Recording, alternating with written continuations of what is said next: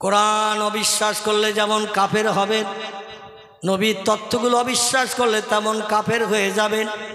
নবী বলে, আমি 27 বছরের লম্বা মেয়াদ নিয়ে আল্লাহর আরশ কুরসি দেখে এসেছি। তারপরে জিবরিল আমিনের সঙ্গে আবার আমি সিদরাতুল মুনতাহা এসে সঙ্গী পেয়েছি। ওখান থেকে নিয়ে জান্নাত দেখলাম, জাহান্নাম দেখলাম।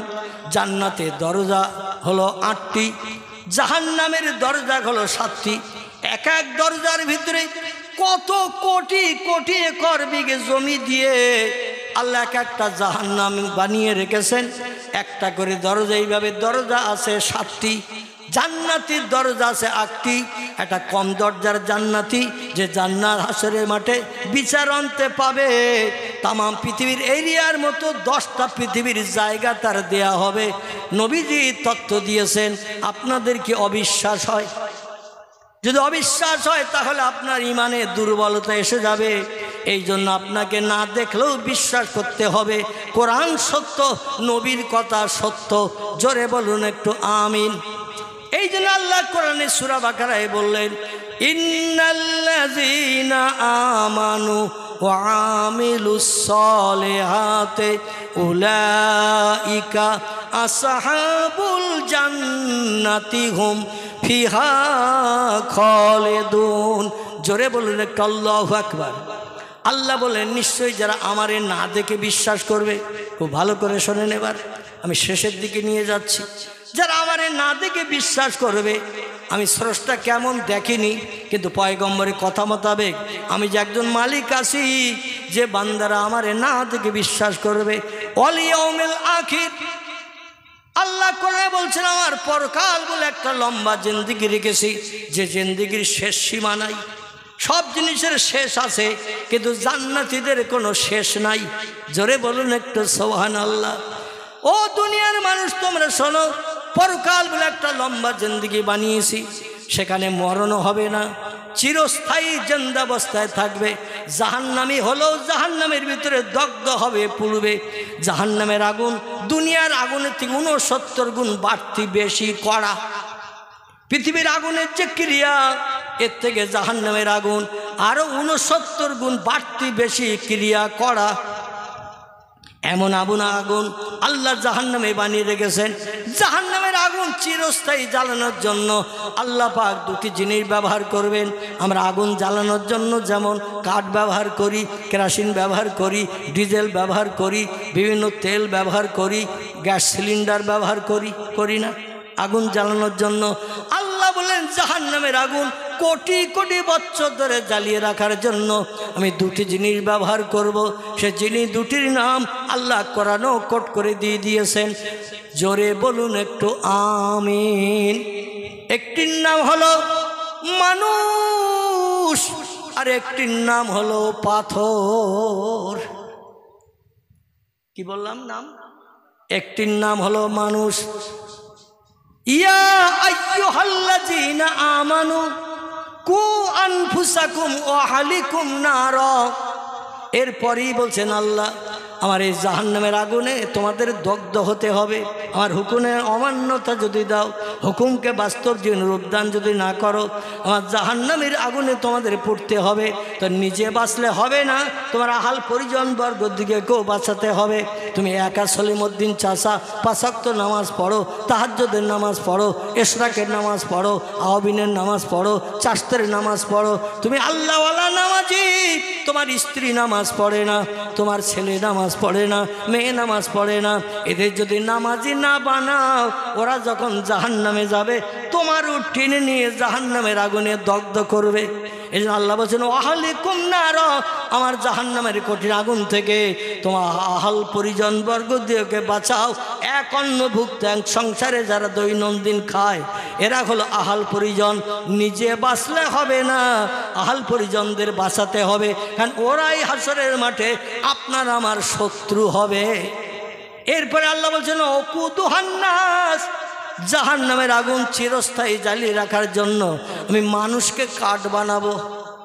আল্লাহ তারপরে বলছেন, অল হেজারত, আমি জাহান্নামের আগুনকে জ্বালিয়ে রাখার জন্য কোটি কোটি বছর ধরে পাথরগুলোকে ব্যবহার করব। পাথর আর মানুষ হবে জাহান্নামের আগুন জ্বালানো কাঠ। নবী বলছেন সাহাবীরা তোমরা কি দেখেছো পাহাড়ের মাথা দিয়ে ঝর্ণার পানি ঝরে? বর্তমান যুগে বিজ্ঞানীরা টেলিভিশন মেশিন বানিয়েছে, বিভিন্ন দেশান্তরে পাহাড়ের ছবিগুলো যখন দেখায় ঝর্ণার বাড়ির রান্নাঘরে বসেও ঝরছে কলকল করে, দেখতে পাওয়া যায় না? যায় না? কি কথা বলে? টেলিভিশনের পর্দায় ঘরে রান্নাঘরে বসেও দেখতে পারবেন বিভিন্ন পাহাড় থেকে ঝর্ণার পানি ঝরে। আবার কিছু পাহাড় আছে হাজার হাজার বছর ধরে দাঁড়িয়ে আছে, এক ফোঁটাও পানি ঝরে না। আছে না নাই? পয়গম্বর বলেন সাহাবীরা তোমরা কি জানো কিছু পাহাড় দিয়ে ঝর্ণার পানি 24 ঘন্টা ঝরছে, কল কল করে বেরিয়ে আসছে, কিছু পাহাড়ের ভিতর থেকে এক ফোঁটাও পানি বার হয় না। বিষয়টা কি? সাহাবীরা বললেন আল্লাহু আলাম ওয়া রাসূলিহি, আল্লাহ এবং তার রসুল এ সম্পর্কে বেশি খবর রাখেন, আমরা জানি না। ইয়া রাসূলুল্লাহ আপনি বলে দিন তথ্যটা কি? নবী বললেন শোনো, পৃথিবীতে পাহাড় 2 রকমের আছে। করকম? পাহাড় 2 রকমের আছে। এক ধরনের পাহাড় হলো মরা, এক ধরনের পাহাড় হলো জিন্দা। এক ধরনের পাহাড় হলো জিন্দা, জিন্দা পাহাড় গজায়, আর মরা পাহাড় যুগ যুগ ধরে একই অবস্থায় থাকে। এই পাহাড়গুলো হলো মরা। নবী বলছেন সাহাবীরা জিন্দা পাহাড় তারে বলা হয় যে পাহাড়ের মাথা দিয়ে কলকল করে বিনা মেশিনে অঝর ঝরে পানি ঝরতে থাকে, কলকল করে পানি নামতে থাকে। এই পানিগুলো আসলে ঝর্ণার পানি নয়, এগুলো পাহাড়ের চোখের পানি। জোরে বলুন একটু সুবহানাল্লাহ। নবীর কথা মিথ্যে হিসাবে আপনি ধারণা করলেই কিন্তু কাফের হয়ে যাবেন। শরীয়তের ফতোয়ার কিতাব এই তথ্য দিয়েছে। এই জন্য নবী বলছেন জিন্দা পাহাড় যেগুলো তারা কাঁদে। সাহাবীরা বলছেন ইয়া রাসূলুল্লাহ পাহাড় কেন কাঁদে? আল্লাহর পয়গম্বর বলছেন কোরআনের আয়াত কি পড়ো নাই? অকুদুহান নাসু ওয়াল হিজারাতু আলাইহা, জাহান্নামের আগুন কোটি কোটি বছর ধরে জ্বালিয়ে রাখার জন্য আল্লাহ 2টি জিনিস ব্যবহার করবেন। একটার নাম হলো মানুষ, একটার নাম হলো পাথর। পাথর জ্বালিয়ে আল্লাহ জাহান্নামের আগুন জ্বালিয়ে রাখবেন। যেমন কয়লা যদি ধরিয়ে দেয়া হয় অনেক সময় আগুন জ্বলতে থাকে না? থাকে না? কয়লা যদি জ্বালিয়ে দেয়া হয় আগুন থাকবে অনেক সময়। আল্লাহ কয়লার মতো পাহাড়কেও সেদিন বানিয়ে নিয়ে জাহান্নামের আগুন চিরস্থায়ী জ্বালিয়ে রাখবেন। এই পাহাড়গুলো এই তথ্য যখন শুনলেন তখন থেকেই জাহান্নামের আগুন থেকে নিষ্কৃতির জন্য আল্লাহর দরবারে জিন্দা পাহাড়গুলো কান্না শুরু করে দিল। ওরা এত কান্না কাঁদে জাহান্নামের আগুনে দগ্ধ না হওয়ার ভয়ে। তাই ওদের চোখের পানিগুলো বর্তমান প্রযুক্তির বিজ্ঞানীরা ঝর্ণার পানি বলে অভিহিত করেছে। আসলে পানি ঝর্ণার পানি নয়, এ হলো জাহান্নামের আগুনের ভয়ে নিষ্কৃতির জন্য পাহাড় 24 ঘন্টা ধরে কাঁদে। জোরে বলুন একটু আমিন। খুব বেশি দূর আপনাদের যেতে হবে না। এই পশ্চিম বাংলার কয়েকটি অঙ্গরাজ্য জেলা আছে, সেখানে গেলেই কিন্তু আপনি পাহাড় দেখতে পাবেন। যেমন আমাদের এই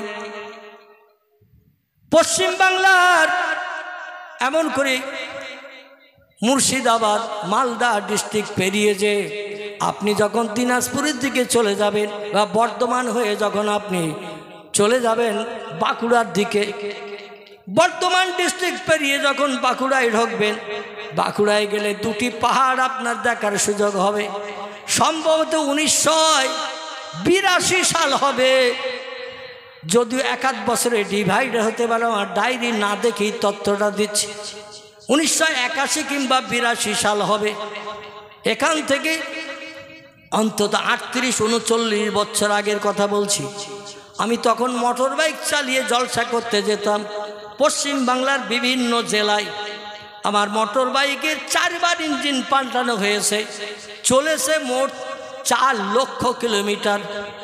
কতটা বললাম? 4 লক্ষ কিলোমিটার। আপনারা এই দেবকের মানুষ অবশ্যই দেখেছেন, কারণ আমি এখান থেকে পাস করে সপ্তাহে 1 দিন করে খিদিরপুরে যাই। আমার মোটর বাইকটা আপনারা অবশ্যই দেখেছেন, ইয়ামা গাড়ি ছিল, এই কিছুদিন আগে বিক্রি করে দিয়েছি। কিনেছিলাম 20,100, বেচেছি 18,000। কত বললাম? 18,000-এ বেচেছি। 40 বছর চালানোর পর বিক্রি হবে এরকম দামে? কারণ এই গাড়িটা হাডি গাড়ি, 4 বার ইঞ্জিন পাল্টিয়েছে, 4 লক্ষ কিলোমিটার চালিয়েছে। এই গাড়ি করে বাড়ি থেকে চলে গেছি বাঁকুড়া জেলার সদর শহর। এমন করে ওই বাঁকুড়ার সদর শহর জেলা থেকে একটু উত্তর দিকে যেতে একটি জায়গার নাম হলো বাদুলাড়া। কি নাম বললাম? বাদুলাড়া।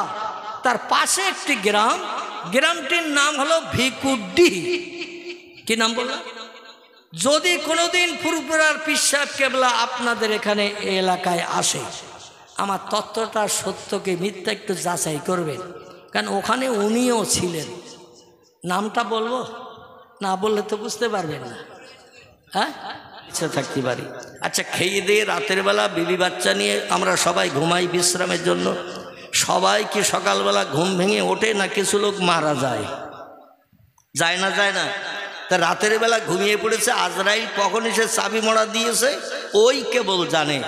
বাড়ির স্ত্রী পুত্র বাপ মা আপনজন কেউ জানে না। সকালবেলা এসে দেখছে চাচা কেন ওঠে না, দাদা কেন ওঠে না, গায়ে হাত দিয়ে নাড়া দিচ্ছে।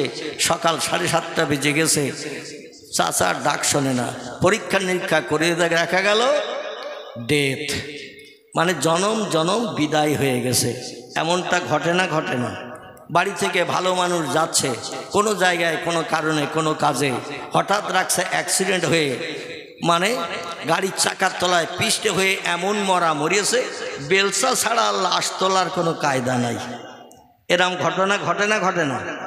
মাথা ফেটে যে ঘিনু ছিটকে চতুর্দিকে বেরিয়ে গেছে, গোস্ত পোস্ত সব ওই রকম ছিটকে বেরিয়ে গেছে। আচ্ছা, বাড়ির লোকেরা যদি জানতো আজকে রাস্তায় গেলেই গাড়ির চাকার তলায় পড়ে মারা যাবে, বাড়ির লোকেরা ছেড়ে দিত বলে মনে হয়? ছেড়ে দিত? সবাই ছেড়ে দিত, বউ ছাড়ত না। ঠিক কি না? বউ ছাড়তো না, কারণ আমার স্বামী মারা গেলে বিধবা হব, সারা জীবন যৌবনে ক্ষুধা নিবৃত্তি হবে না, সন্তানদের মুখে আর কোনো খাবার এনে দিতে পারবে না, চিন্তা ভাবনা করে। এর থেকে বেশি চিন্তা করে কে? আলহামদুলিল্লাহ, সবার থেকে বেশি চিন্তা করেন জনম দুঃখিনী 32টি নারী ছাড়া ব্যথাওয়ালা একজন নারী, তিনি হলেন মা। মা মা এই মায়ের হৃদয়ে, মায়ের কলিজায় তুষের আগুন সারা জীবন যতদিন বাঁচবে জ্বলবে না নিভে? কি জ্বলবে না নিভে? জ্বলবে। কিন্তু আল্লাহ বলছেন ফাইজা জা আজালুহুম লা ইয়াস্তাখিরুনা সাআতাও ওয়ালা ইয়াস্তাকদিমুন। আল্লাহ বলছেন মরণের আস্বাদ সব সৃষ্টির চাকানো হবে। এমন কোনো সৃষ্টি পৃথিবীতে নাই যার মরণের আস্বাদ চাকানো হবে না। প্রত্যেকটি জিনিসের এক একটা টেস্ট আছে না নাই? গোশের একরকম টেস্ট, মিষ্টির একরকম টেস্ট, দইয়ের একরকম টেস্ট, দেখবেন ইলিশ মাছের একরকম টেস্ট আছে না নাই? আল্লাহ বলছেন মরণের আস্বাদটা কি একদিন তোমাদের চাকানো হবে, এ থেকে নিষ্কৃত কেউ পাবে না। এই জন্য পৃথিবী চিরস্থায়ী বসবাসের জায়গা নয়, এই পৃথিবী হলো ক্ষণস্থায়ী। চলে যেতে হবে এখান থেকে, পরিবর্তন করে, জায়গা পরিবর্তন করে চলে যেতে হবে। যেখানে আমরা যাব, এই দুনিয়া ছেড়ে যেখানে যাব, সেইটা হলো আমাদের চিরস্থায়ী বসবাসের জায়গা। জোরে বলুন একটু সুবহানাল্লাহ। এই জন্য একটু সেই মহান মাবুদ আমাদের যেন চিরস্থায়ী বসবাসের জায়গাটা একটু উত্তম জায়গা বানিয়ে দেন। এই জন্য আল্লাহর নামের আওয়াজ একটু তুলে জান্নাত যাতে হালাল বানাতে পারি। কাল সকালবেলা বেঁচে থাকবো, সার্টিফিকেট বিজ্ঞানও দেয়নি, ইঞ্জিনিয়ার দেয়নি, ডাক্তার দেয়নি, মাস্টার দেয়নি, ভূতত্ত্ববিদ দেয়নি, ঐতিহাসিক দেয়নি, কেউ দেয়নি এই তথ্য। আল্লাহ পাক রব্বুল আলামিন যাতে আমাদের চিরস্থায়ী বসবাসের জায়গাটা অনলগ্নিকুণ্ড জাহান্নাম না বানিয়ে আল্লাহ তার স্বাদের জান্নাত আমাদের জন্য হালাল বানান। সকলে বলুন আমিন। উচ্চারবে একটু তাকবীর ধ্বনি দেন। নারায়ে তাকবীর, আমার আওয়াজ কি স্লো হয়েছে বলে মনে হচ্ছে নাকি? মানে বাংলা একটা প্রবাদ আছে, হুজুর যত ঘষে শ্রোতা তত আওয়াজ দেয়। আমার ঘষা কি একটু কম হয়ে গেছে বলে মনে হয়? আমার ভাইরা, আমি আরও জোরে কথা বলতাম, কিন্তু আমার পেটে বর্তমান 21টা সেলাই কাটা হয়ে গেছে, চামড়ায় চামড়ায় জড়া হয়ে গেছে, একেবারে পাঁজরের কাঠির থেকে নিয়ে কুচকি পর্যন্ত, গুপ্তঙ্গের একেবারে 1 আঙুল দূর পর্যন্ত। প্রত্যেকটি নারী পুরুষের গুপ্তাঙ্গ আছে, পুরুষদের গুপ্তাঙ্গ যেখান থেকে শুরু ওইখান থেকে এই 1 আঙুল দূরে পর্যন্ত আমার পেট কাটা সেলাই। টোটাল 21টা সেলাই ডাক্তার দিয়েছিল। এই জন্য ডাক্তার বলেছিল জোরে চিল্লাবে না, কিন্তু এই ওয়াজ করতে যেও কথা মনে থাকে না, ওয়াজ করতে যেও কথা মনে থাকে না। ডাক্তার বলেছে 1.5 ঘন্টার বেশি বক্তব্য রাখবে না, রাত 11টার উপরে যেন যাবে না, তোমার বিশ্রামের দরকার, রাতে ঘুমাতে হবে, অন্যথায় কিন্তু ইনফেকশন হয়ে আবার ওই রোগ কেটে উঠতে পারে। কিন্তু অধিকাংশ জায়গায় যখন যাই 12টার পরে অধমের টাইম। কটার পরে বললেন? আমরা একটু আগে ভাগে দেন ডাক্তারের নির্দেশ, বলে আপনি চলে গেলে লোক থাকবে না হুজুর। কি সর্বনাশ! যাই হোক, আমি যে কঠিন রোগে আক্রান্ত হয়ে আল্লাহ লক্ষ লক্ষ মানুষের দোয়ায় অধমকে আবার চেয়ারে বসার সুযোগ দিয়েছে, এই মিনতি অনুরোধ করলেও মানুষ শোনে না। যার কারণে আজও তো 10টার পরে একটু সকাল সকালে হয়েছে, তবু 10টা থেকে 12টা, মানে ডাক্তারের নির্দেশ 1 ঘন্টা অমান্য হবে। আল্লাহু আকবার। তো আমি আরো একটু জোরে আওয়াজ দিচ্ছি, রাখে আল্লাহ মারে কে, মারে আল্লাহ রাখে কে, আছে না একটা প্রবাদ? এই জন্য আমি একটু উচ্চভাবে আওয়াজ দিচ্ছি। 1 সেকেন্ড হায়াত থাকতে পৃথিবীর কেউ কোনোদিন কাউকে দুনিয়া থেকে বিদায় করতে পারে না। এই জন্য একটু জোরে আমি আওয়াজ দিচ্ছি, আপনি একটু ঘষা বেশি করে দেবেন। নারায়ে তাকবীর। আগের থেকে একটু বেরিয়েছে না কমেছে? বেরিয়েছে। আমি যে পূর্বেই বলেছি, আমি যদি জোরে ঘষি আপনারা ঘষবেন, এই জন্য আমাকে বাধ্য হয়ে জোরে ঘষতে হলো। আচ্ছা, আল্লাহর নামের আওয়াজ আর একটা বার কি দেওয়া যাবে? যাবে? আচ্ছা, যেখানে তাস খেলা হয় ওখানে কবার আল্লাহু আকবার বলে খেলা শুরু হয়? যেখানে ক্যারাম বোর্ড খেলা হয় ওখানে কবার কলেমা শরীফ পড়ে ক্যারাম বোর্ড খেলা শুরু হয়? যেখানে ফুটবল খেলা হয় সেখানে কতবার সুবহানাল্লাহ বলে খেলা শুরু হয়? দুনিয়ার কোনো জায়গায় আল্লাহর নামের জপ জিকির হয় না, ঠিক না ভুল? কেবল এই বেহেশতের বাগানে আল্লাহর নামের জপ জিকির হয়। এই জন্য আমি আরেকটা বার তাকবীর দেব, জীবনের শেষ তাকবীর মনে করে আরেকটা বার একটু আওয়াজ তুলুন, নারায়ে তাকবীর। দেবকীর মহান বিশ্ব নবী দিবস, দেবকীর মহান বিশ্ব নবী দিবস, দ্বীন ইসলাম, দ্বীন ইসলাম, আল কোরআনের আলো, আল কোরআনের আলো, আল হাদিসের আলো, আল হাদিসের আলো, মক্কা শরীফ, মদিনা শরীফ, বাগদাদ শরীফ, আজমির শরীফ, সিলসিলায়ে হক ফুরফুরা শরীফ। নারায়ে তাকবীর। প্রাণ ভরে একটু দরুদ শরীফ। আল্লাহুম্মা সাল্লি আলা সাইয়্যিদিনা মাওলানা মুহাম্মদ ওয়া আলা আলি সাইয়্যিদিনা মাওলানা মুহাম্মদ। দরুদ শরীফ পড়া ভালো না খারাপ? লাভ না লস? কেমন লাভ? আমি বক্তৃতা শুরু করি, তারপরে সংক্ষেপ কিছু তথ্য দিয়ে মূল বক্তব্যের দিকে আপনাদের নিয়ে যাব। আপনার অস্বস্তি বোধ করছেন না তো? আলহামদুলিল্লাহ। যদি গা ম্যাজ ম্যাজ হয়, আশেপাশে মনে হয় চার দোকান আছে, আছে না? একটু গরম চা খেয়ে আসবেন, ম্যাজ ম্যাজে ভাবটা কেটে যাবে। আল্লাহ পরিবেশটাও ঠান্ডা রেখেছেন। দিনের বেলা আপনাদের দিকে বোধহয় 1 পশলা ভালো বৃষ্টি হয়েছে, আমাদের ওদিকে নুনগুড়ি মতো হয়েছিল আজকের। গতকালকে দুপুরবেলা বৃষ্টি হয়েছিল বেশ মাঝারি সাইজের, আজকের কিন্তু একেবারে নুনগুড়ির মতো হয়েছে। কিন্তু আমি এসে দেখছি আপনাদের রাস্তার উপরও পানি বেঁধে আছে, তাতে আমি বুঝলাম যেদিকে একটু বেশি বৃষ্টি হয়েছে। আল্লাহর অফুরন্ত রহমত। পৃথিবীতে যত ধর্মগ্রন্থ আছে, কারবা নাম বেদ, কারবা নাম পুরাণ, কারবা নাম গীতা, কারবা নাম ভগবত, কারবা নাম রামায়ণ, কারবা নাম মহাভারত, কারবা নাম জেন্দাবাস্তা, কারবা নাম গ্রন্থ সাহেব, কারবা নাম মনুসংহিতা, কারবা নাম উপনিষদ, কারবা নাম তৌরিত, কারবা নাম জব্বুর, কারবা নাম ইঞ্জিল। এভাবে যত ধর্মগ্রন্থ আছে অধিকাংশ ধর্মগ্রন্থ মানুষের মগজ ধোলাই করা কথা। যদিও তৌরিত, জব্বুর, ইঞ্জিল আল্লাহর আসমানি বাণী, বর্তমানে বিশ্ববাসীর কাছে আছে সব মানুষের রচনা করা, আসল কেতাব নাই।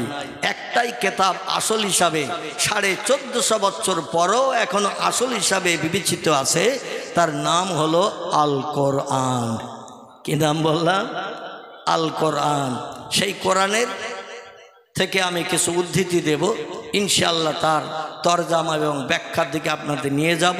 কারণ শুধু তরজামা বললে মানুষের মগজে কোরআনের কথা ঢুকবে না, এই জন্য একটু ব্যাখ্যা করতে হবে আয়াতের। আল্লাহ শুধু সারমর্মগুলো দিয়েছেন, আর পয়গম্বর মুহাম্মদ রাসূলুল্লাহ জীবনী এবং তার বাণী এগুলো হলো তফসির। জোরে বলুন একটু সুবহানাল্লাহ। আল্লাহর কোরআনের কথা সত্য না মিথ্যা? একটু জোরে বলেন।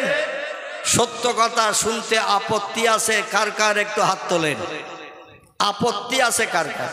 এই দেখেছেন কিছু চাচা দাদার ঘুম ঢোল ভাব লেগে গেছে। আমি যে পূর্বে বলছিলাম একটু তকবির দিয়ে নেব, ঘুম কাটাবো, আমার এই চাচাও হাত তুলেছে, পিছনে ওই চাচাও হাত তুলেছে, মানে বসে আছে এখানে, মন আছে খোকার মার হাড়িতে। ঠিক বললাম না ভুল বললাম? বসে আছে এখানে, মন রয়েছে গোশের হাড়িতে, দেবকে জলসা হচ্ছে। অধিকাংশ ব্যক্তির বাড়িতে আজ গোশ রান্না হয়েছে। ঠিক বললাম না ভুল বললাম? এখন এই গোশের হাঁড়িতে কখন যাবে, গরম গরম খাবে, ওই চিন্তায় যদি এখানে বসে থাকে হুজুরের ওয়াজ সব ঠিক মতো বোঝা যাবে তো? আমি বলেছি আপত্তি আছে কার কার? হাত তোলে। যারা চালাক ঘুমাননি তারা হাত তোলেনি। কিছু মানুষের ঘুম ঢোল ভাব লেগে গেছে। তো কোরআনের কথা সত্য আপনারা বললেন এবং বিশ্বাস করতে আপত্তি নাই, প্রমাণ দেখালেন। এবার পৃথিবীতে আল্লাহর উপরে আর শ্রেষ্ঠ কেউ আছে? ইন্নাল্লাহা আলা কুল্লি শাইইন কদির। আল্লাহ বলছেন যত শক্তি বিজ্ঞানীরা অধ্যয়ন করুক, অর্জন করুক, যত শক্তি দেখাক। আচ্ছা এখন দেখেছেন না জেসিবি মেশিন? জেসিবি মেশিন দেখেছেন? দেখেননি? এদিকে আসেনি? এসেছে। আচ্ছা 10টা লোক যদি ঝুড়ি কোদাল নিয়ে মাটি কেটে কোনো পুকুর পাড় বাঁধে, আর জেসিবি মেশিন যদি 20 মিনিট হাতল চালিয়ে মাটি কেটে দেয়, 10টা লোকের ঝুড়ি কোদাল চালিয়ে মাটি ফেলাটা বেশি হবে না জেসিবি মেশিন 20 মিনিট মাটি তুলে দিলে বেশি হবে? কি জেসিবি দিয়ে বেশি হবে? এরকম একটা আওয়াজ দেবেন অধমের কান পর্যন্ত যাতে আসে। তাহলে বিজ্ঞান উন্নত হয়েছে, দুর্জয়কে পরাজয় করেছে বর্তমান বিজ্ঞানীরা, অজানা জিনিসকে পৃথিবীর মানুষকে জানিয়ে দিয়েছেন। এই জন্য পৃথিবীর বিজ্ঞানীরা অনেকে বলেছেন there is no God, Allah is nothing.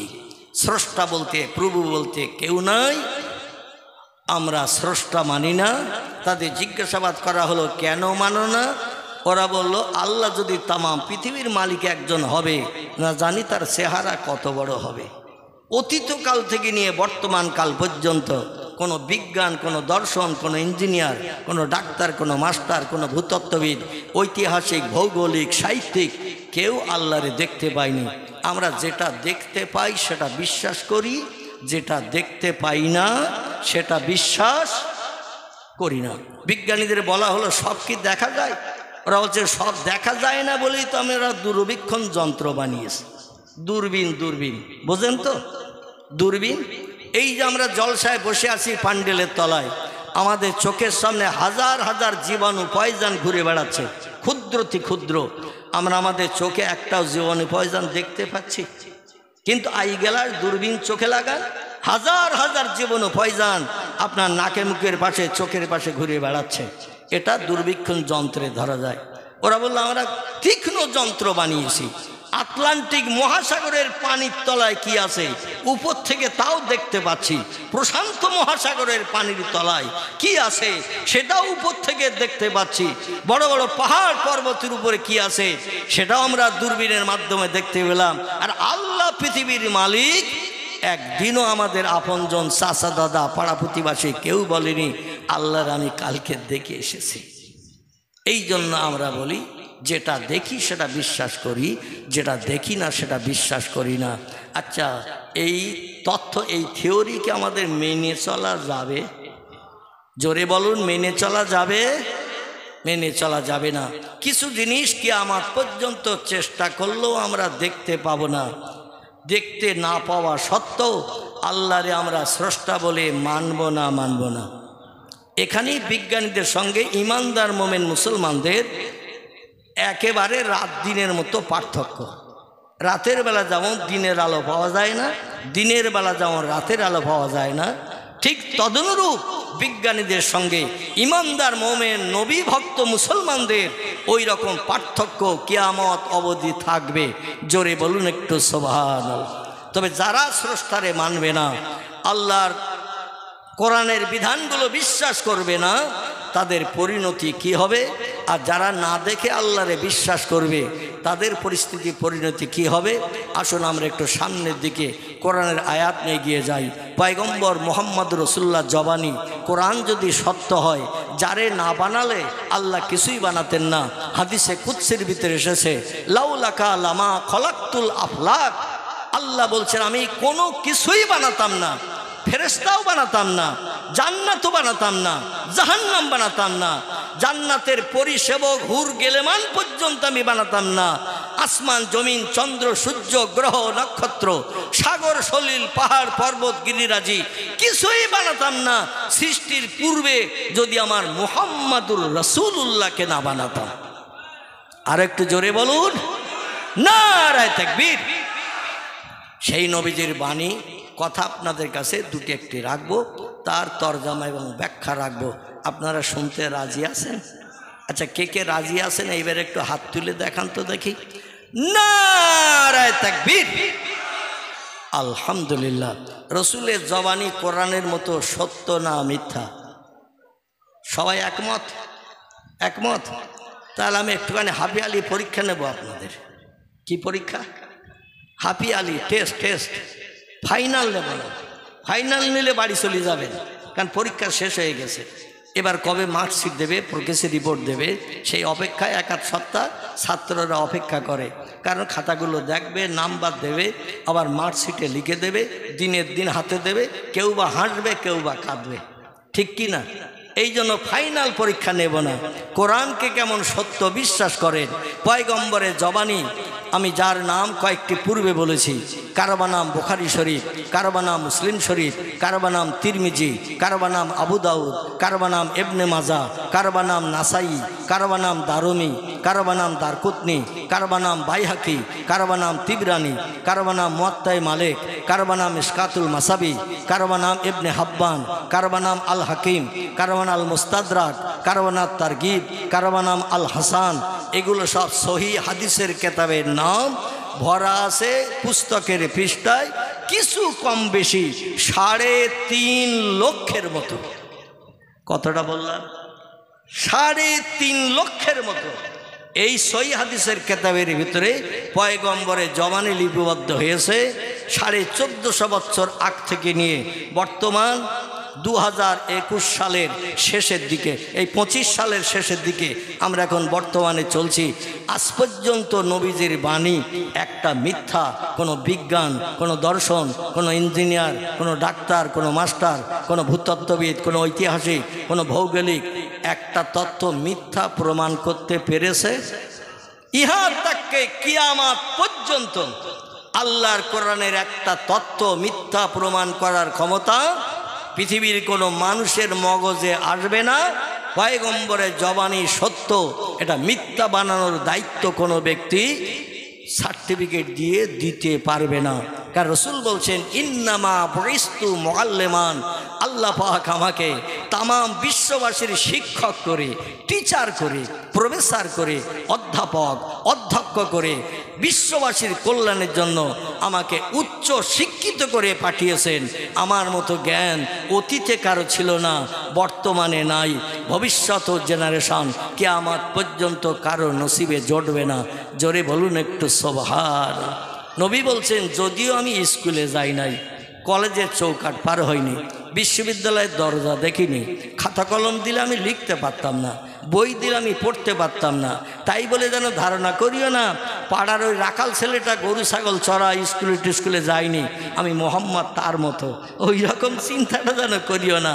আল্লাহ পাক আমাকে তাম বিশ্ববাসীর শিক্ষক করে, অধ্যাপক করে, অধ্যক্ষ করে পাঠিয়েছেন। কলেজের অধ্যক্ষ যিনি থাকেন তিনি সব শিক্ষকের ঊর্ধ্বে, ঠিক না ভুল? অধ্যক্ষ মানে অধ্যাপকের উপরে যিনি, ইনি হলেন সব শিক্ষকের ঊর্ধ্বে উপরে। রাসূল বলছেন আমাকে সেই ব্যক্তি করে আল্লাহ পাক পাঠিয়েছেন। এখন আল্লাহর জ্ঞানটান আছে না নেই? আল্লাহ যদি পাঠিয়ে থাকে নবীরে পৃথিবীর সেরা জ্ঞানী করে, তাহলে আল্লাহর তো জ্ঞান থাকার দরকার। এ কি ভুল বলছি আমি? আল্লাহ তো জ্ঞান থাকার দরকার। আল্লাহর জ্ঞান বিজ্ঞানীর থেকে কম না বেশি? একটু জোরে বলেন। দার্শনিকদের জ্ঞান আল্লাহর থেকে বেশি না কম? কম। সাহিত্যিক, ঐতিহাসিক, ভৌগোলিক, এই পৃথিবীতে ইঞ্জিনিয়ার যারা রিসার্চ করে গবেষণা করে অনেক কিছু বানিয়েছে, বিজ্ঞানীরা অনেক কিছু বানিয়েছে যা পূর্বে ছিল না, বর্তমানে মানুষের মুখে হাসি ফুটিয়ে অনেক যন্ত্রপাতি বিজ্ঞান বানিয়েছে। এদের জ্ঞানের থেকে আল্লাহর জ্ঞান কম না বেশি? একটু জোরে বলেন। বলতে ভয় হচ্ছে? বসিরহাট থানার ওসি বোধহয় কাল ধরে নিয়ে যাবে সত্য কথাটা বললে, নাকি জেলখানায় ভরিয়ে দেবে, ডালিয়া রুটি দেবে, মাছের ঝোলটোল নসিবে জুটবে না, এরকম একটা ব্যাপারটা আবার আছে নাকি? তাহলে আল্লাহর জ্ঞান বেশি না কম? সকলের কণ্ঠের আওয়াজ একটু শুনি। আলহামদুলিল্লাহ। আমার ভাইরা, আল্লাহ বলছেন অমা উতীতুম মিনাল ইলমি ইল্লা কালিলা। চিল্লায়ে বলুন একটু সুবহান। কোরআনের তথ্য। আল্লাহ বলছেন অমা উতীতুম মিনাল ইলমি ইল্লা কালিলা।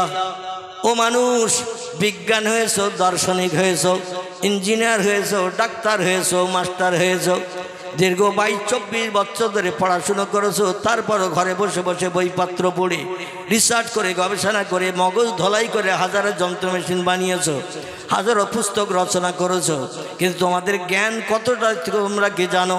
দুনিয়ার বিজ্ঞানীদের জিজ্ঞাসাবাদ করেন, যত সৃষ্টি পৃথিবীতে প্রথম এসেছে এই সৃষ্টিগুলো কে বানিয়ে পৃথিবীতে পাঠিয়েছেন? পৃথিবীর বিজ্ঞানীরা সব জায়গায় ফেল। তারা আবার বলে আমরা উচ্চ শিক্ষিত। কত জায়গায় ফেল আমি আগামীতে একটু তথ্য যদি সময় পাই দেব। আমার ভাইরা, আল্লাহ বলছেন মানুষ বানিয়েছি আমি তোমাদের। খলাকাল ইনসান। ও মানুষ, তোমরা যত পৃথিবীতে আসো তোমাদের মূলে কিন্তু আমি আল্লাহ। আমি কোন শব্দ ব্যবহার করে তোমাদের বানিয়েছি? আমার কোনো সময় লাগেনি, কোনো কিছু ব্যবহার করতে হয়নি। আমি এমন একজন প্রভু, এমন একজন মালিক, শুধু আমার জবানে বলেছি কোন ফায়া কোন, সঙ্গে সঙ্গে সব কিছু হয়ে গেছে। এমন শক্তি ক্ষমতা আমি আল্লাহ আমার আছে। সে আল্লাহ বলছেন মানুষ তোমাদের বানিয়েছি আমি। কার মগজে কতটা জ্ঞান ওটা নির্ধারণ করে দিয়েছি আমি। শোনো মানুষ, শোনো, অমা উতীতুম মিনাল ইলমি। তোমাদের মগজে যে জ্ঞান, যে জ্ঞানের মাধ্যম দিয়ে রিসার্চ করে গবেষণা করে ক্যালকুলেটর মেশিন বানিয়েছো, কম্পিউটার বানিয়েছো, রিমোট কন্ট্রোল বানিয়েছো, স্যাটেলাইট বানিয়েছো, ইন্টারনেট বানিয়েছো, উপগ্রহ বানিয়েছো, চন্দ্রযান বানিয়েছো, পাতাল রেল বানিয়েছো, সাবমেরিন বানিয়েছো, সাগরের পানির তলা দিয়ে যুদ্ধ জাহাজ যাবে, জায়গায় যেয়ে হুশ করে ঠেলে উঠে অ্যাকশন করে আবার পানির তলা দিয়ে চলে আসবে। যারা মারতে গেল তাদের শস্য দানা পরিমাণ ক্ষতি হবে না। এর নাম হলো সাবমেরিন। পানির তলা দিয়ে, সাগরের পানির তলা দিয়ে যায়, এটাও বানিয়েছে মানুষ। কিন্তু এই পানির তলায় আপনি যদি একবার যান, 10 মিনিট যদি রাখা হয়, ভালো থাকবেন তো? হ্যাঁ, বস্তাবন্দি করে 10 মিনিট যদি চুবিয়ে রাখা হয়, 10 মিনিট পরে বস্তা টেনে যদি তোলা হয়, সলিমউদ্দিন চাচা বেঁচে থাকবে তো? কিন্তু সাবমেরিনের ভিতরে ঘন্টার পরে ঘন্টা জলজাহাজ চালাচ্ছে সাগরে। অক্সিজেন উপর থেকে দেয়া হচ্ছে, ভিতরেও অক্সিজেন নিয়ে যাওয়া হয়। আইসিইউতে যেমন মানুষ ভর্তি থাকে, ওখানে নাকে টাকে দেখবেন সব গ্যাস লাগানো থাকে না? ওর ভিতরে হাওয়া ঢোকে না, ভিতরের হাওয়া বাইরে আসে না, অক্সিজেন গ্যাসের মাধ্যম দিয়ে বাঁচিয়ে রেখেছে বিজ্ঞানীরা। এত জ্ঞানী হওয়া সত্ত্বেও আল্লাহ বলছেন, ও মানুষ, তোমাদের মগজের জ্ঞান কতটা তোমরা কি জানো? বানিয়েছি আমি, এই জন্য তথ্য দিচ্ছি আমি। ইল্লা কালিলা, তোমাদের মগজের জ্ঞান হলো আমি আল্লাহ আমার জ্ঞানের কাছে সামান্যতম একটুখানি। বাংলা অভিধানে, ইংরেজি ডিকশনারিতে তম শব্দের ব্যাখ্যা করেছেন রিসার্চকারী গবেষকেরা। তম শব্দের বাংলা অর্থ কি? তম শব্দের বাংলা অর্থ হলো সামান্য থেকেও আরো কম। সামান্য থেকেও আরো কম, এরে বলা হয় তম। আল্লাহ বলছে তোমাদের মগজের জ্ঞান দিয়েছি সামান্যতম একটুখানি। ওই একটুখানি জ্ঞান নিয়ে আমার সঙ্গে পাল্লা দিতে এসো না, আমার সঙ্গে বাড়াবাড়ি করতে এসো না। আমি আল্লাহ আমার কোরআনের কথা মিথ্যা এমন তথ্য যেন দিয়ে পৃথিবীর মানুষকে বিভ্রান্ত করিও না। আমি বড় সাত করে বানিয়েছি। ওমা খলাকতুল জিন্না ওয়াল ইনসা ইল্লা লিয়াবুদুন। জোরে বলুন একটু আল্লাহু আকবার। আল্লাহ বলছেন আমি পৃথিবীর সৌন্দর্য শ্রীবৃদ্ধির জন্য সৃষ্টি পাঠিয়ে দিয়েছিলাম পৃথিবীকে। পৃথিবীতে সৃষ্টি পাঠিয়েছিলাম 18,000-এর মতো। তফসিরে রুহুল বায়ান, তফসিরে মাওজেহুল কোরআন, তফসিরে বায়ানুল কোরআন, তফসিরে বাইজাবি, তফসিরে কাশাফ, তফসিরে ইবনে কাসির, তফসিরে জালালাইন, এমন করে তফসিরে ফি জালালুল কোরআন আল্লামা কুতুব রহমাতুল্লাহ আলাইহির লেখা বিখ্যাত তফসিরের কিতাব। এর ভিতরে উনি বলছেন আল্লাহ পাক রব্বুল আলামিন 18,000-এর মতো মখলুক সৃষ্টি পৃথিবীতে পৃথিবী বানিয়ে পৃথিবীতে পাঠিয়েছিলেন পৃথিবীর সৌন্দর্য শ্রীবৃদ্ধির জন্য, দুনিয়া দেখতে যাতে সুন্দর হয়। বর্তমান বিজ্ঞানীরা যন্ত্র মেশিন দিয়ে রিসার্চ করে বলছে ওই 18,000 সৃষ্টি যদি পৃথিবীতে প্রথম আসমান থেকে নেমে থাকে, এর থেকে ওর থেকে প্রোডাকশান বাড়তে বাড়তে বর্তমান সৃষ্টির সংখ্যা 1.5 লক্ষ ছাড়িয়ে গেছে। কত বলা? 1.5 লক্ষ ছাড়িয়ে গিয়েছে পৃথিবীতে সৃষ্টির সংখ্যা। আল্লাহ বলছেন আমি শুধু বলি কোন ফায়াকুন, সঙ্গে সঙ্গে হয়ে যায়। জোরে বলুন একটু আমিন। সে আল্লাহ বলছেন বাহাদুরি করিও না, বড়াই করিও না, কারণ বাহাদুরি বড়াই করে আমার সঙ্গে পাল্লা দিয়ে জয়ী হতে পারবে না। বিজ্ঞানীরা বলছে আল্লাহ কি করে কোরআনে কথা বলে? আমি সব শক্তির ঊর্ধ্বে, সব ক্ষমতার ঊর্ধ্বে। কোরআনে বলা হয়েছে ইন্নাল্লাহা আলা কুল্লি শাইইন কদির, আমি হলাম সব শক্তির ঊর্ধ্বে, আমার মতো পাওয়ার শক্তি ক্ষমতা আর কারো নাই, কারো নাই। আলে কথা কোরআনে 1450 বছর আগে কিভাবে তথ্য কোট করে দিয়ে আমাদের কাছে পাঠিয়েছেন আমরা তো বুঝতে পারি না। কারণ সৃষ্টির বয়স যত হয় তারা বুড়ো হয়। ঠিক বললাম না ভুল বললাম? সৃষ্টির বয়স যত হয় ও কচি বাচ্চা হয় না, বুড়ো হয়। ঘুমিয়ে পড়েছে, তাহলে হুজুর ডাকে না, আমি আর বক্তব্য রাখবো না, কারণ ঘুমন্ত ব্যক্তির কাছে আমি গলা ফাটাবো না। আর যদি একটু উত্তর দেন তাহলে বুঝবো জেগে আছেন। আমি অধম, এখনও সুস্থ হতে পারি নাই, এখনও আমি রোগাক্রান্ত, চলতে গেলে এখনও আমার গা টলে। আমি রাতের বেলা তো ভালো চলতেই পারি না, মানুষের হাতের সাপোর্ট নিয়ে ধরে নিয়ে আমাকে যে কোনো জায়গায় যেতে হয়। যাই হোক, আর ডাক্তার তো এমনি চিল্লাতে আমার নিষেধ করেছে, কিন্তু আল্লাহর উপরে তাক্কাল করে চিল্লাই। তো আপনারা যদি এইভাবে চিল্লানো আওয়াজ না শোনেন তাহলে আমার ওয়াজ করা, বক্তব্য রাখা বৃথা হবে কি না?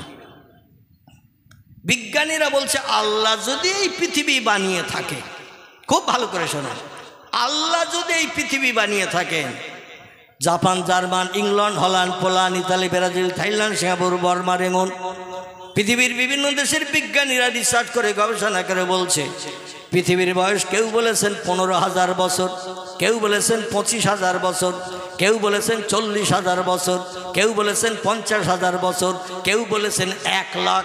বর্তমানে শেষ তথ্য এসেছে পৃথিবীর বয়স 1.5 লাখ বছর। কত বললাম? বিজ্ঞানের এক একটা যন্ত্র মেশিন দিয়ে এক একটা জিনিস রিসার্চ করে এর বয়স নির্ধারণ করে বলছে পৃথিবীর বয়স বর্তমানে আমরা ভালো যন্ত্র মেশিন দিয়ে রিসার্চ করে দেখলাম পৃথিবীর বয়স 1.5 লক্ষ বছর হয়ে গেছে। আচ্ছা, এই পৃথিবী যদি আল্লাহ বানিয়ে থাকেন 1.5 লক্ষ বছর আগে, আল্লাহ এখন বাচ্চা আছে না বুড়ো হয়ে গেছে? যুবক আছে না, যেমন ছিলেন তেমন আছেন না বৃদ্ধ হয়ে গেছেন? সব জিনিস বয়স হলে তো বৃদ্ধ হয়, বুড়ো হয়। ওরা বলল আল্লাহ এখন লাঠি ধরে চলতে পারে কিনা আমাদের সন্দেহ আছে। বুড়ো চাচা লাঠি দিয়েও হাঁটতে পারে না, যেখানে খায় সেখানে পেশাব, সেখানে পায়খানা করে। আর পৃথিবী যদি আল্লাহ বানিয়ে থাকেন 1.5 লক্ষ বছর আগে, আল্লাহ না জানি আব্দুল করিম চাচা, আব্দুর রহমান দাদা, মনোরঞ্জন কাকার থেকে আরো কত বেশি বুড়ো হয়ে গেছে। আর বুড়ো হলে শক্তি ক্ষমতা হ্রাস হয়, বুড়ো হলে রক্তের তেজ কম হয়ে যায়। শক্ত বুট ভাজা যদি বুড়ো দাদারে দেয়া হয়, মহাত্মা গান্ধীর গালে যেমন দাঁত ছিল না, দেখেছেন না? জাতির জনক, ভারতের জাতির জনক মহাত্মা গান্ধী।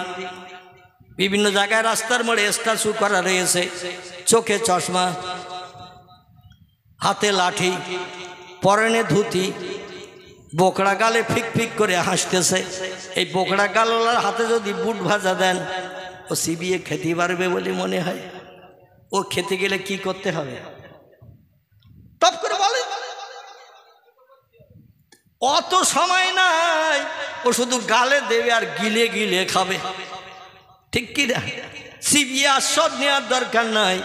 আল্লাহ না জানি কত বুড়ো হয়ে গেছে, আর সেই আল্লাহ এখন আমাদের সঙ্গে বিজ্ঞানের প্রযুক্তির সঙ্গে পাল্লা দিয়ে পারবে, এটা কোনোদিন সম্ভব নয়। এখন আপনারা ওদের দলে দলভুক্ত, আমার আল্লাহর সত্য কোরআনের কথায় বিশ্বাসী। আল্লাহ কি বুড়ো হয়ে গেছে বলে মনে হয়? আমার ভাইরা, আল্লাহ পাক ইন্নাল্লাহ আলা কুল্লি শাইইন কাদির এর ব্যাখ্যা করা হয়েছে হাদিস শরীফের ভিতরে। আল্লাহু লা ইলাহা ইল্লা হুয়াল হাইয়ুল কাইয়্যুম লা তাখুযুহু সিনাতু ওয়ালা নাউম।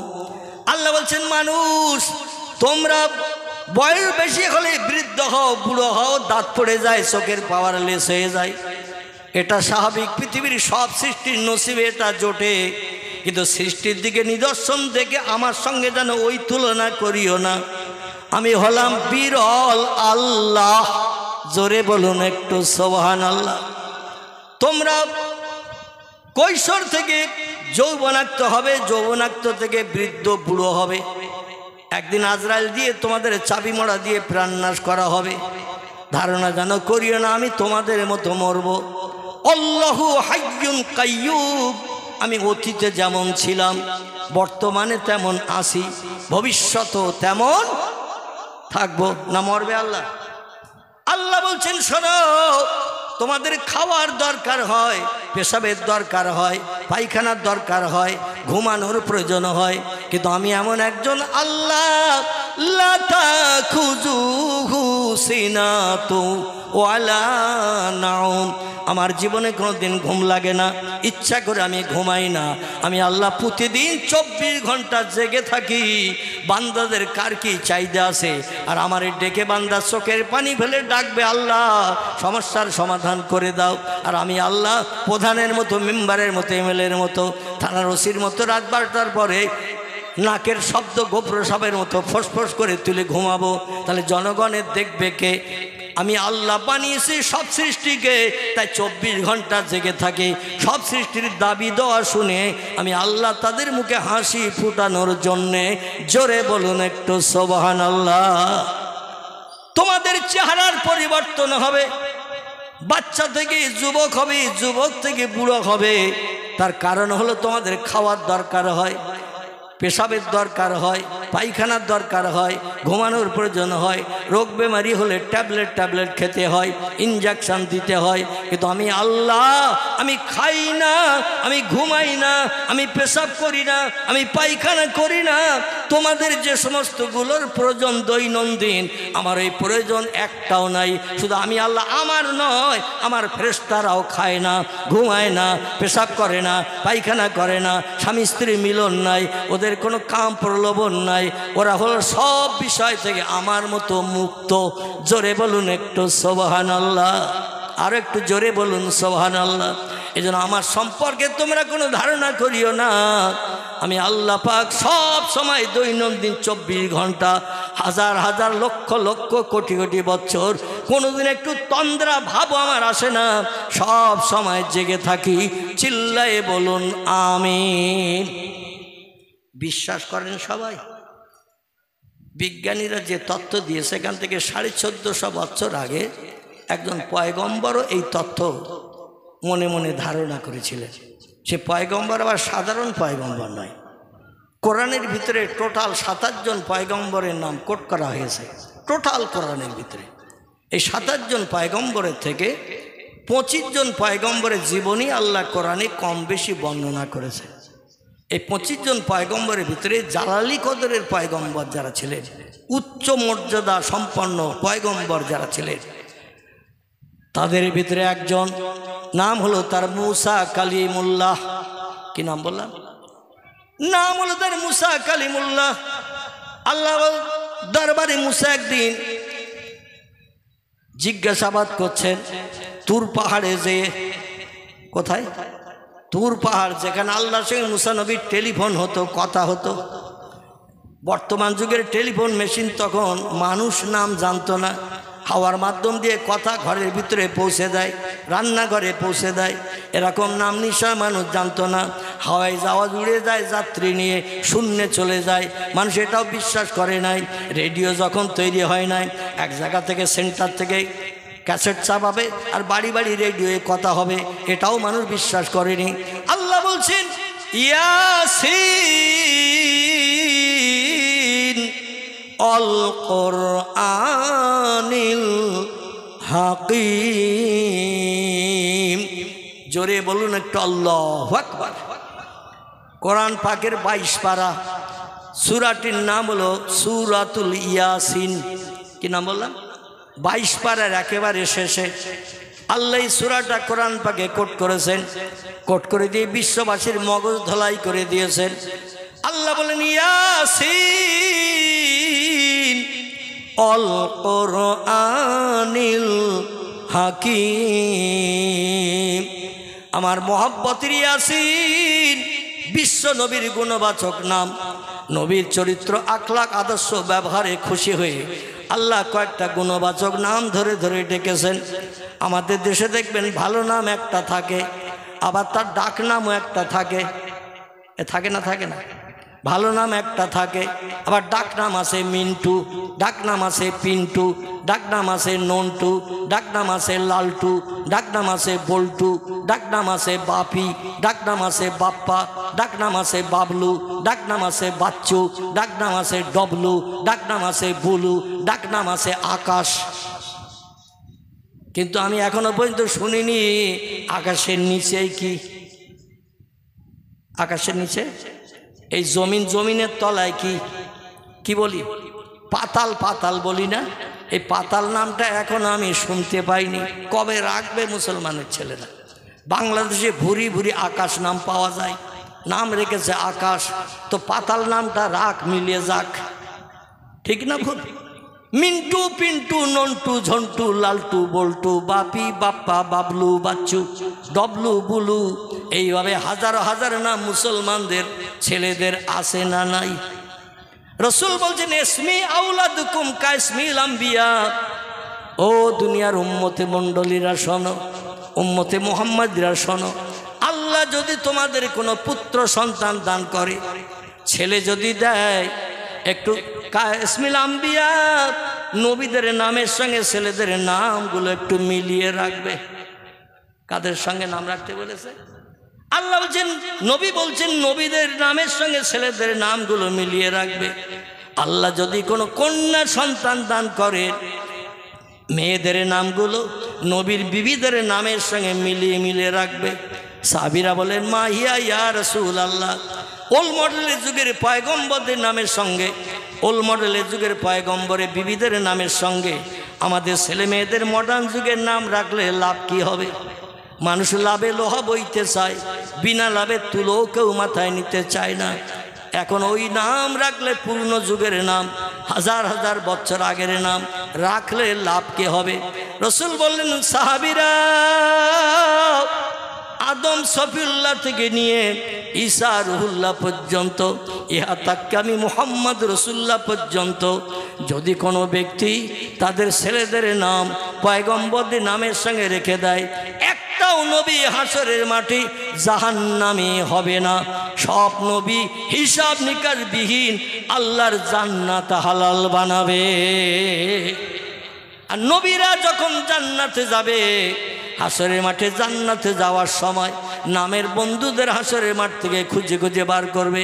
আমার নামের সঙ্গে নাম রেখেছিল দাউদকে, আমার নামের সঙ্গে নাম রেখেছিল মুসাকে, আমার নামের সঙ্গে নাম রেখেছিল হারুনকে, আমার নামের সঙ্গে নাম রেখেছিল ইউসুফকে, আমার নামের সঙ্গে নাম রেখেছিল সুলাইমানকে, আমার নামের সঙ্গে নাম রেখেছিল ইসমাইলকে, আমার নামের সঙ্গে নাম রেখেছিল ইব্রাহিমকে, আমার নামের সঙ্গে নাম রেখেছিল নুহুকে। এইভাবে প্রত্যেকটা নবী নামের বন্ধুদের খোঁজ করবেন।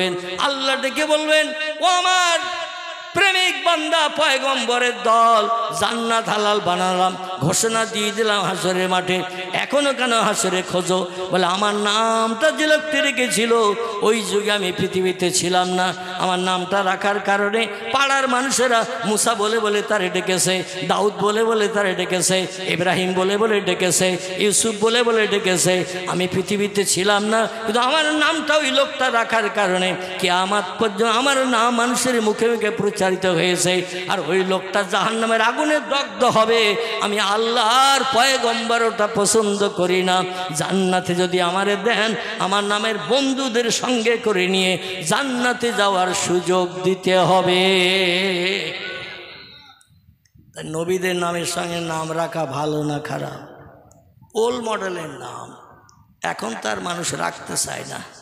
আমি যদি জিজ্ঞাসা করি মিন্টু নামের অর্থ কী, পিন্টু নামের অর্থ কী, নন্টু নামের অর্থ কী, বল্টু নামের অর্থ কী, বাপি নামের অর্থ কী, বাপ্পা নামের অর্থ কী, অন্তত 2-4 মাস লাগবে তার অভিধানগুলো, অভিধানিক ডিকশনারিগুলো ঘেঁটতে ঘেঁটতে কলিজা গরম হয়ে যাবে। কিন্তু প্রত্যেকটি পয়গম্বরের নামের সুন্দর সুন্দর অর্থ আছে। জোরে বলুন একটু সুবহানাল্লাহ। আল্লাহ কোরআন পাকে কিছু জান্নাতি মেয়েদের নাম ঘোষণা করেছেন। কারো নাম রহিমা, কারো নাম আসিয়া, আমার ভাইরা, কারো নাম খাদিজা, বিশ্ব নবীর প্রাণ প্রিয়া জীবন সঙ্গিনী, প্রথম জীবন সঙ্গিনী মা আয়েশাতুল হুমায়রা, উম্মে সালমা, উম্মে হাবিবা, জয়নাব বিনতে জাহাস, জয়নাব বিনতে খুজাইমা, সাউদা, সুফিয়া, মাইমুনা, জাওয়ারিয়া, মাবিয়া। এইরকম প্রিয় নবীর প্রাণ প্রিয়া বিবিরা, এরা কি জাহান্নামে যাবে বলে মনে হয়? নবীরে যারা সেবা যত্ন করেছেন বাস্তব জীবনে, আল্লাহ পাক সেবা যত্নের মাধ্যম দিয়ে নবীর বিবিদের দুনিয়ায় বেঁচে থাকতেই জান্নাত হালাল বানিয়ে দিয়েছে। আমার ভাইরা, রহিমা নামের ব্যক্তি, মরিয়ম নামের ব্যক্তি, আসিয়া নামের ব্যক্তি, আল্লাহ আলী সারা নামের ব্যক্তি, হাজারা নামের ব্যক্তি, যারা পয়গম্বরের পরিষেবা দিয়েছে, এই পরিষেবা দেওয়ার কারণে আল্লাহ তাদেরও হিসাব নিকাশ করবেন না, সরাসরি জান্নাত হালাল বানাবেন। এই নাম যদি কোনো মেয়েদের রাখা হয়, ও দেবকের মা বোনেরা একটু ভালো করে শুনে নেন, নবীর বিবিদের নামের সঙ্গে নাম যদি একটু মিলিয়ে রাখতে পারেন, হাসরের মাঠে ইয়াউমা ইয়াফিরুল মারু মিন আখিহি ওয়া উম্মিহি ওয়া আবিহি ওয়া সাহিবাতিহি ওয়া বানিহি আল আখির।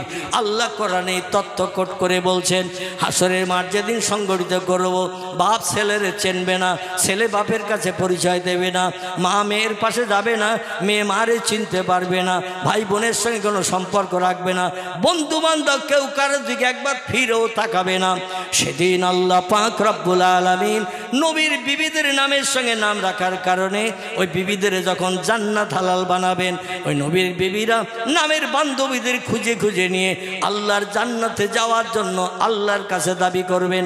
আল্লাহ বলবেন, ওই তোমার নামের বান্ধবী তো জাহান্নামী, অপরাধকারী, আমার সঙ্গে ভালো সম্পর্ক রাখেনি, ইবাদত বন্দেগী করেনি, আসমানি কিতাব তেলাওয়াত করেনি, এই জন্য ও জাহান্নামে যাবে।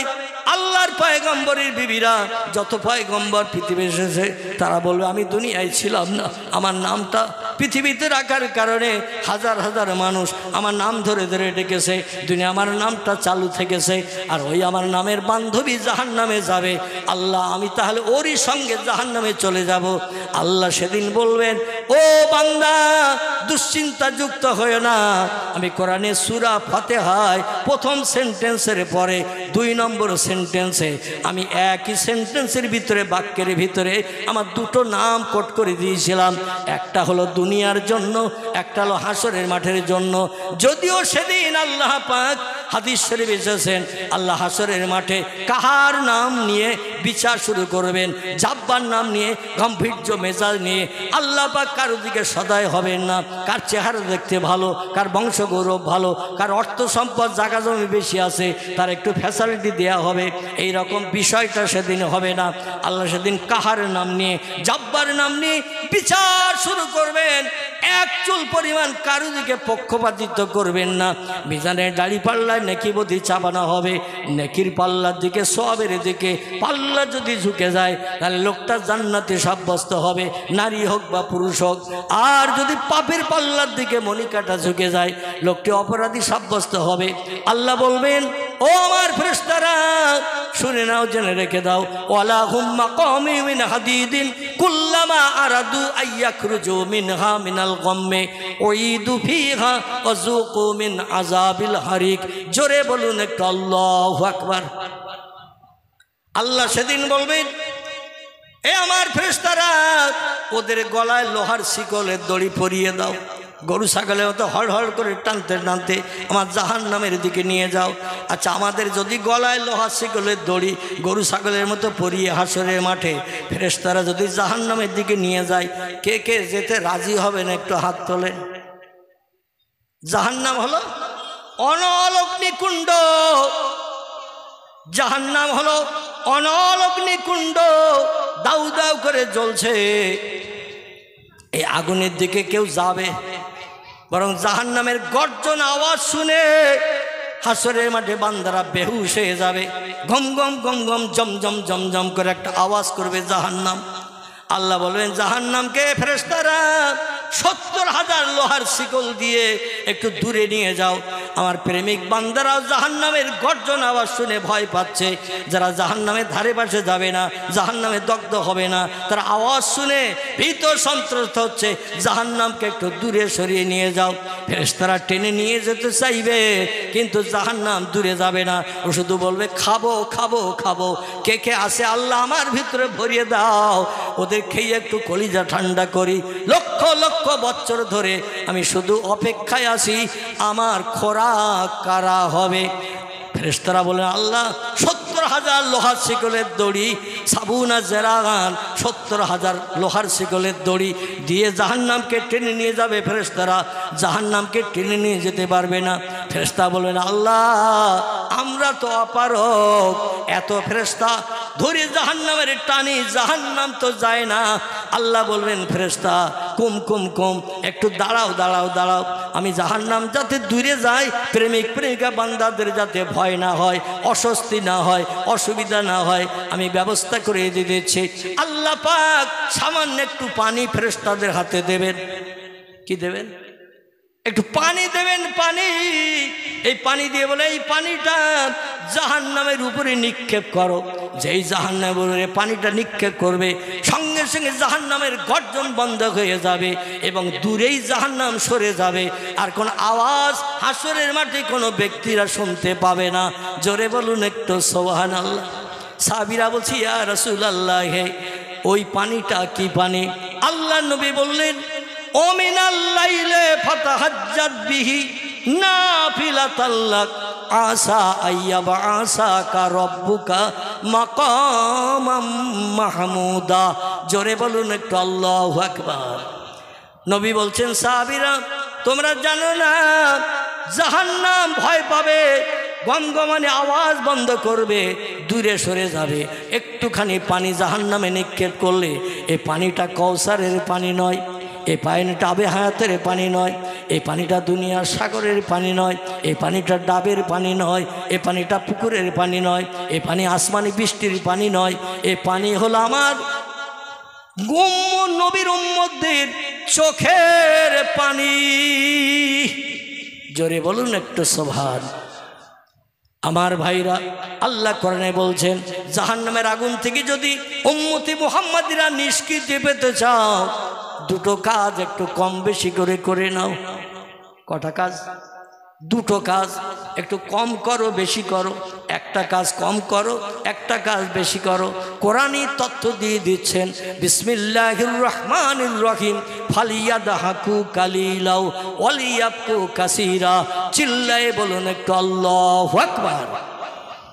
আল্লাহ কোরআনে এই তত্ত্ব কোট করে দিয়ে বলছেন, ও উম্মতি মুহাম্মাদিরা, জাহান্নাম যদি হারাম বানাতে চাও, জান্নাত যদি হালাল বানাতে চাও, কোটি কোটি বছর ফেরেশতাদের মাধ্যম দিয়ে জান্নাতে ঢোকার পরে হুরগেলেমানদের নিয়ে আনন্দ ফুর্তি যদি করতে চাও, সেখানে এক একটা বেটা ছেলে পুরুষকে জান্নাতের ভিতরে 18 বছরের সুন্দরী যুবতী নারী তার পরিষেবা দেওয়ার জন্য 70টা করে এক একটা পুরুষের জন্য বরাদ্দ করা হবে। জোরে বলুন একটু সুবহানাল্লাহ। বান্দা মনে মনে যেটা চিন্তা করবে, সঙ্গে সেটা সামনে এসে হাজির হবে। কোনো অভাব জান্নাতে থাকবে না, কোনো দুঃখ চিন্তা থাকবে না, কোনো রোগ বেমারি হবে না, কোনো অস্বস্তি হবে না। এক একদিন এক একটা বিল্ডিংয়ে জান্নাতীরা হুরগেলেমানদের নিয়ে আনন্দ উপভোগ করতে থাকবে। এক বিল্ডিংয়ে 6 মাস থাকতে হবে না, আর আমাদের এক ঘরে সারা জীবন থাকতে হয়। ঠিক না ভুল? এক ঘরে সারা জীবন থাকতে হয়। সলিমউদ্দিন চাচার ঘরে গেলে তার স্ত্রী কি জায়গা দেবে নাকি? নাউজুবিল্লাহ। যে আমার বউ আছে, আমার ঘরে থাকার সুযোগ নাই, কেবল আমি থাকবো বউর পাশে। ঠিক না ভুল? কিন্তু জান্নাতের ভিতরে দৈনন্দিন জান্নাতীরা ঘর পাল্টে পাল্টে থাকবে। লক্ষ কোটি বছর পেরিয়ে গেল, এক ঘরে জান্নাতীদের 2 দিন থাকতে হবে না। যদি বলেন হোয়াট ইজ দ্য ডকুমেন্ট, তার নাসাই শরীফের একটা হাদিসের কথা বলি। আল্লাহর পয়গম্বর বলছেন, কম আমল করে যে লোকটা জান্নাতের ভিতরে ঢুকবে, পাপ নাই, অপরাধ নাই, ভুল নাই, অন্যায় নাই, তা সবও তেমন ভালো করে নাই, অল্প সব করেছে। সব বান্দাবান্দির হিসাব নিকাশের পরে আল্লাহ পাক দেখবেন এই বান্দাটারে ওর অপরাধ বলতে কিছু নাই, পাপের পাল্লা একেবারে খালি, কিচ্ছু তাতে নাই। তবে জীবনে একদিন আল্লাহু আকবার বলেছে, আলহামদুলিল্লাহ বলেছে, লা ইলাহা ইল্লাল্লাহ জপ করেছে। সারা জীবনে যদি একটা বার এই জপ কোনো বান্দার জবান দিয়ে, ঠোঁটের মাধ্যম দিয়ে জারি হয়, আল্লাহ তাকেও জান্নাত হালাল বানিয়ে দেবেন। জোরে বলুন একটু সুবহানাল্লাহ। সাহাবীরা বলছে, ইয়া রাসূলুল্লাহ, ওই লোকটার জন্য কেমন জান্নাত হবে? আল্লাহ নবী বলছেন, আল্লাহ একটু কম দরজার জান্নাত তার দেবেন, কারণ পকেটে পয়সা কম। ও যে ইলিশ মাছের দাম জিজ্ঞাসা করে, দাম জিজ্ঞাসায় পর্যন্ত শেষ, কারণ মাছ কি কিনতে পারবে? টাকা নিয়ে গেছে 10 টাকা, ইলিশ মাছের কেজি জিজ্ঞাসা করছে, বলছে 1200 টাকা। ও আর দাঁড়াবে ওখানে? এ দাঁড়াবে? দাঁড়াবে না, কারণ পকেটে আছে 10 টাকা। ইলিশ মাছের দাম জিজ্ঞাসাই বেকার হয়ে গেছে, 1200 টাকা কেজি। আর 1 কেজি 900 ওজনের ইলিশ মাছ ছাড়া ছোট মাছও নাই যে 10 টাকার একটু কেটে টেটে নেব। ও লোকটা দাঁড়ানো যেমন সম্ভব না। জান্নাত বিভিন্ন কোয়ালিটির আছে। এই কম দরজার আমলকারী জান্নাতি, আল্লাহ তার একটা জান্নাত দান করবেন। এই জান্নাতটা বড় হবে না ছোট হবে? আমল কম, আমল কম। এই জন্য তার জন্য আমল বেশি যাদের, তাদের জান্নাতকে আল্লাহ ওরে দেবে। আল্লাহ কোনো পার্সেলিটি করবেন না, আল্লাহ কোনো রকম 2 নম্বরই করবেন না। নাউজুবিল্লাহ। যে যেমন আমল নিয়ে যাবে, আমলের বদৌতে তার প্রাপ্ত মূল্য তেমন হবে। এই লোকটির একটু কম দরজার জান্নাত হবে। বলবে, ইজহাব এলাল বাইত, এই দরজা দিয়ে ভিতরে ঢুকে যাও, তোমার জন্য এই ঘর বরাদ্দ করা হয়েছে। সাহাবীরা বললেন, তার জান্নাতটা কেমন হবে? আল্লাহ নবী বললেন, সাহাবীরা, ওই সব থেকে কম আমলের জান্নাতের জন্য আল্লাহ পাক তাম পৃথিবীর এরিয়া যতটা, এই রকম 10টা পৃথিবীর এরিয়ার মতো তার জান্নাতটা হবে। একটু জোরে বলুন। তাম পৃথিবীর এরিয়া যত, বর্তমান 256টির মতো দেশ পৃথিবীতে বিদ্যমান। এই সব দেশগুলো মিলে পৃথিবী। আবার পৃথিবীর দ্বীপগুলো সব ছোট ছোট, ফুটবলের মতো। সাগর বড় না জমিন বড়? দেশের জায়গা বড় না সাগর বড়? সাগর বড়, সাগরের এক মাথায় দাঁড়ালে অপর মাথার গাছপালাকে দেখতে পাওয়া যায়। বিজ্ঞানী বলছেন পৃথিবীর 4 ভাগের 3 ভাগ পানি, 1 ভাগ মাটি। সাগর হলো মাটির থেকে 3 গুণ বেশি, 4 গুণে 3 গুণ বেশি। এই তামাম পৃথিবীতে সাগর আছে, ঝোপঝাড় জঙ্গল আছে। আফ্রিকার জঙ্গল নাম শুনেছেন আমাজন, হাজার হাজার একর বিঘে জমি আল্লাহ গাছপালায় ভরে রেখেছেন। পৃথিবীর সব দেশের জীবজন্তু এই জঙ্গলের ভিতরে বসবাস করে। সব দেশে যত গাছ এই জঙ্গলের ভিতরে আছে। এর নাম হলো আমাজন জঙ্গল। এই জঙ্গল পৃথিবীর সব দেশে কম বেশি আছে না নাই? সাগর আছে না নাই? ভারত মহাসাগর, বঙ্গোপসাগর, আরব সাগর, লোহিত সাগর, প্রশান্ত মহাসাগর, ভূমধ্য সাগর, নীল দরিয়া, আরব সাগর আছে না নাই?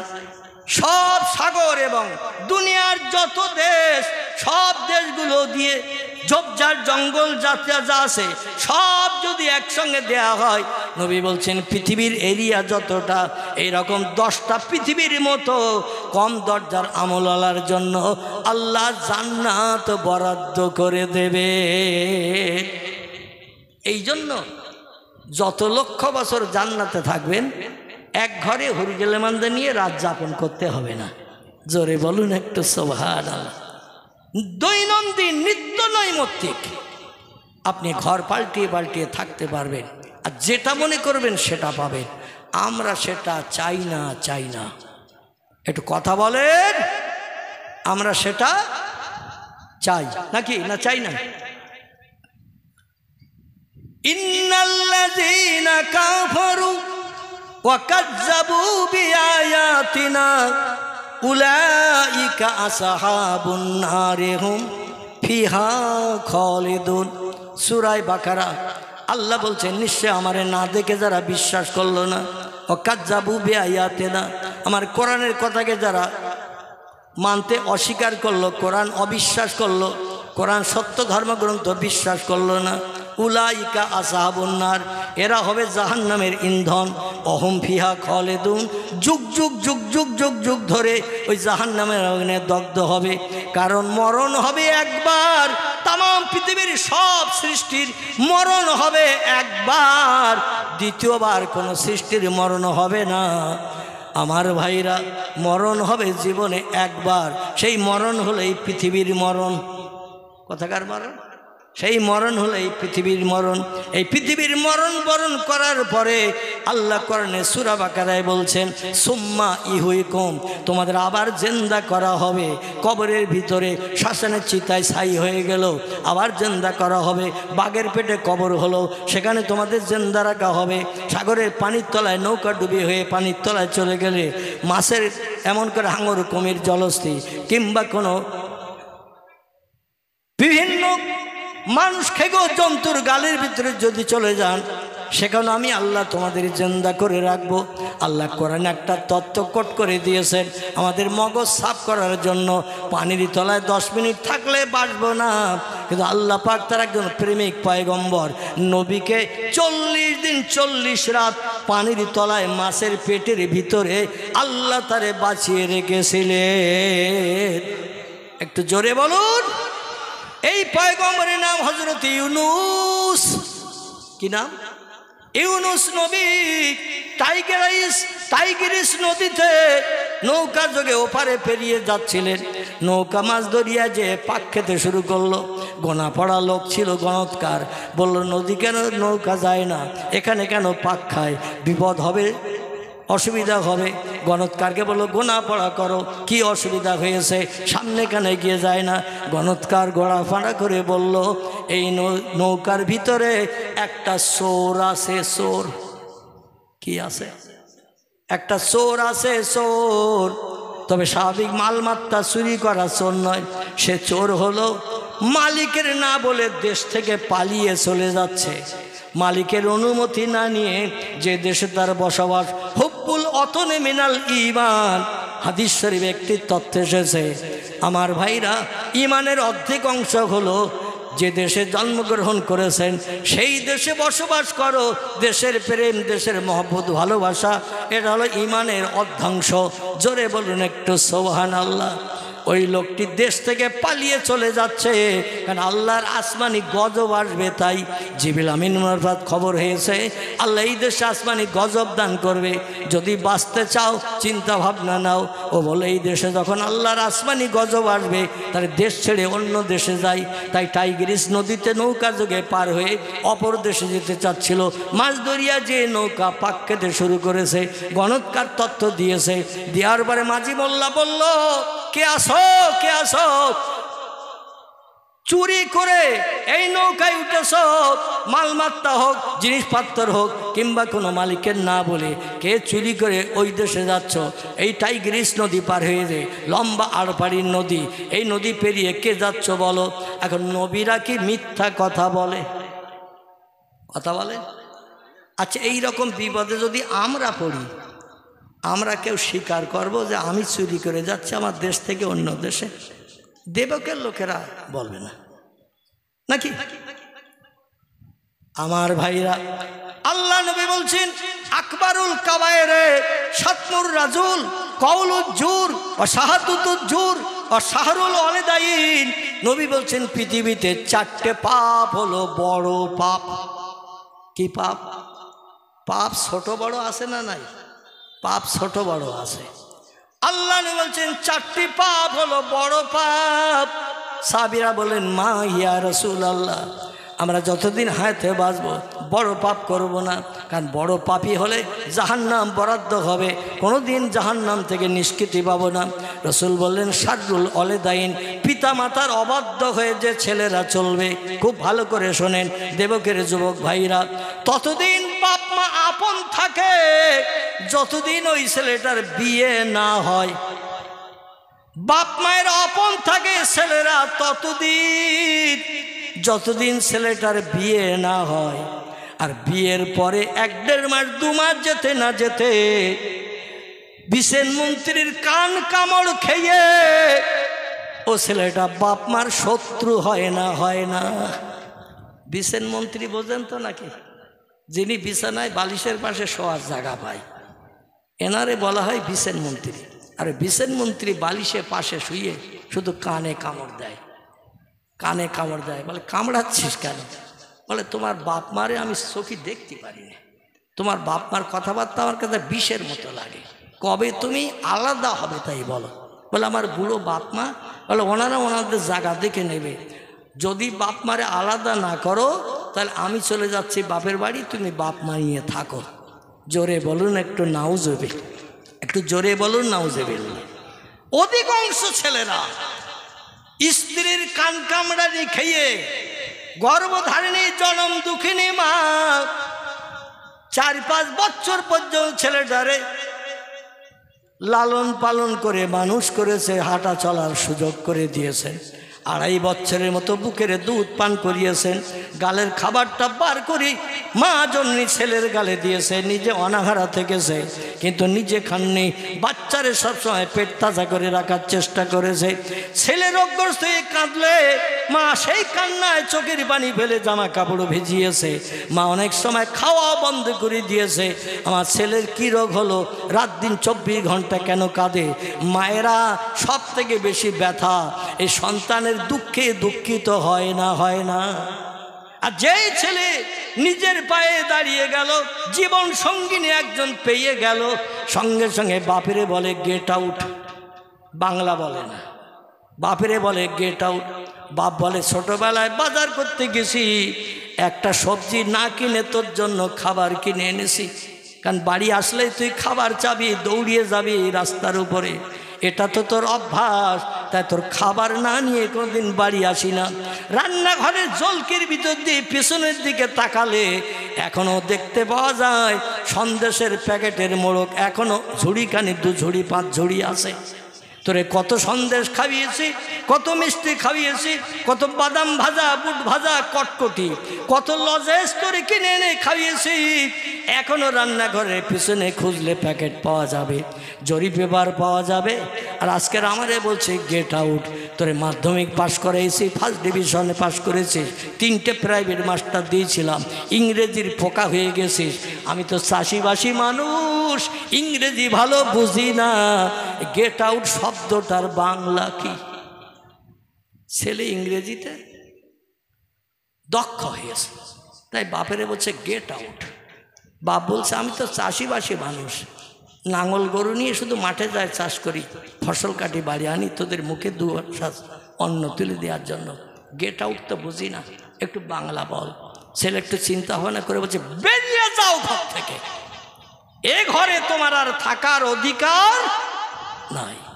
বাপ বলছে এই কথাটা যদি তোর 3 মাস বয়সে শুনতাম কিংবা 1.5 বছর বয়সে শুনতাম, বেশি সময় না, 3 মিনিট তোর নাকটা একটু টিপে ধরে রাখতাম।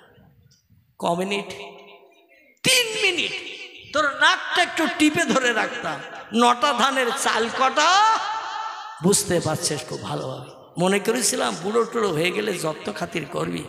আর মনের মানুষ বিশেষ মন্ত্রী পাওয়ার পরে আমাদের বিরুদ্ধে যত সব কুনাম বদনাম অপবাদের কথা বলছে, একটাবার আমাদের কাছে জিজ্ঞাসা করিস না, কারণ তোর বোর কথা হলো 100% সত্য, আমাদের কথাগুলো তোর কাছে সব মিথ্যা।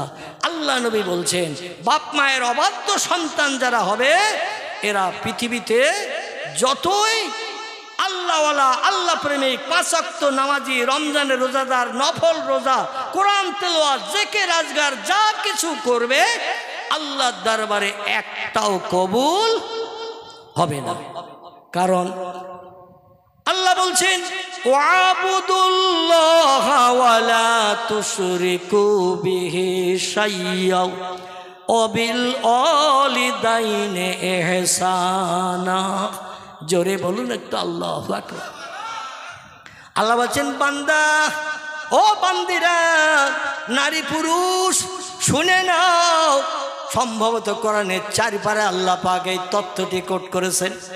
আল্লাহ বলছেন পৃথিবীতে তোমাদের কি জন্য পাঠিয়েছি তোমরা কি জানো? শোনো, ওমা খলাকতুল জিন্না ওয়াল ইনসা ইল্লা লিয়াবুদুন। জোরে বলুন একটু আমিন, আর একটু জোরে বলুন আমিন।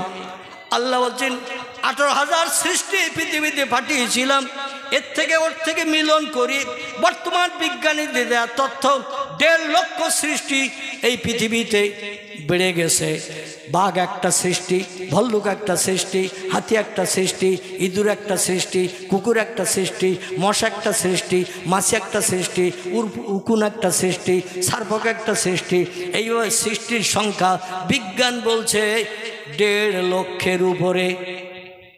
এখন টোটাল সৃষ্টি উকুন যে কত, দুনিয়ার নামি দামি বিজ্ঞানীদের জিজ্ঞাসা করেন, মানুষের মাথায় থাকে যে উকুন, এই উকুন কত কোটি? বিজ্ঞান উত্তর দেবে না, বাড়ি যাবে। কথা বলে বিজ্ঞান বাড়ি যাবে।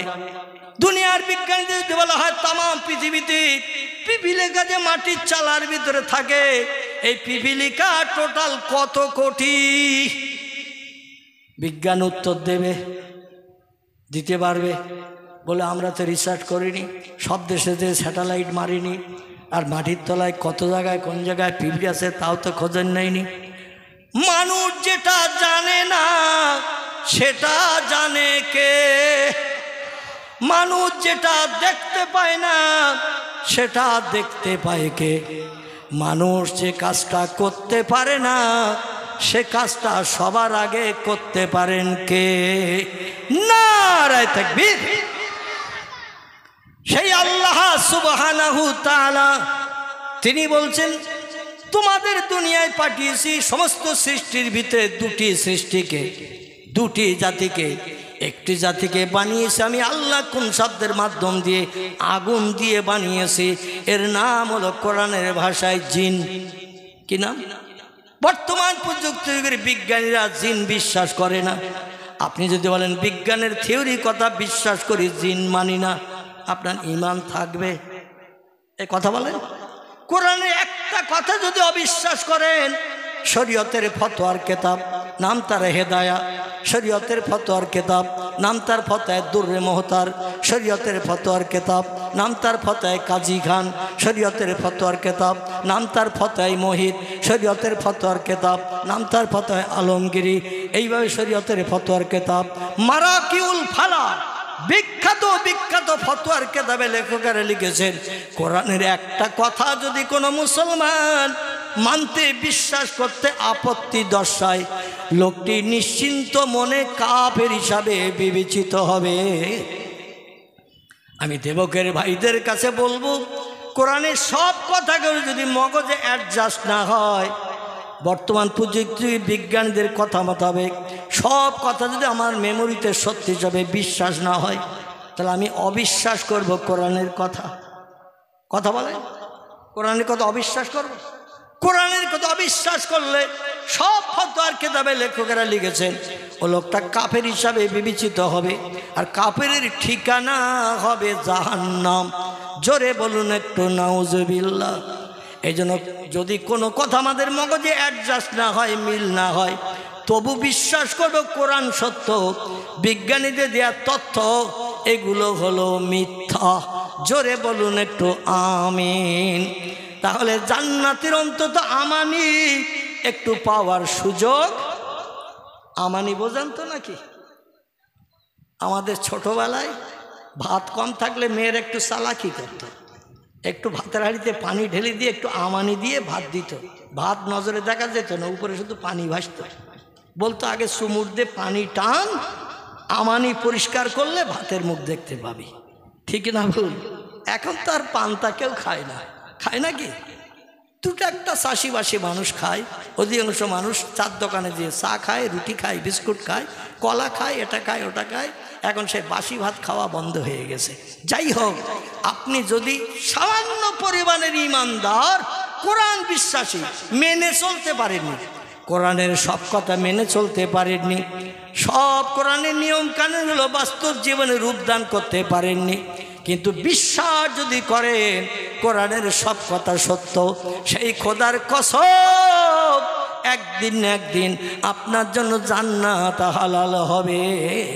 আর সুখের খবর হলো, যেদিন জান্নাত হালাল হবে সেই দিন থেকে নিয়ে কোটি কোটি বছর আগামী ভবিষ্যৎ জিন্দেগি আপনাকে জান্নাতের সুখ ভোগ করার সুযোগ হবে। কোনোদিন কোনো ব্যক্তিকে বলা হবে না ১৫০০ বছর জান্নাতে আসিস, একটু বেরিয়ে যা বাইরে, আরেকজনকে ঢুকিয়ে দেয়া হবে, আরেকজনকে তোর জায়গায় সুবিধা দেয়া হবে, স্বস্তি দেয়া হবে। এমনটা জান্নাতীদের নসিবে কোনোদিন জুটবে না। জান্নাত মানে জান্নাত, চির সুখের স্থান। সেখানে শুধু সুখ আর সুখ, আনন্দ আর আনন্দ, ফুর্তি আর ফুর্তি। জোরে বলুন একটু আমিন। আচ্ছা, হুজুর এসেছে নাকি? এখনো আসেনি তো? 12টা তো বেজে গেল প্রায়। একটু প্রাণ ভরে মহব্বতে দরুদ শরীফ। আল্লাহুম্মা সাল্লি আলা। কোন করেছে?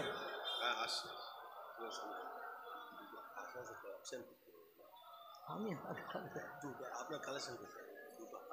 আচ্ছা আচ্ছা।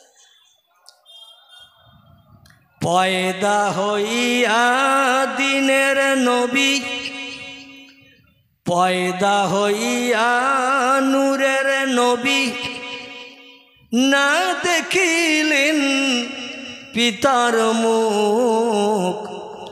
6 বৎসরের কালে নবী হারাইলেন যে মায়ের বুক।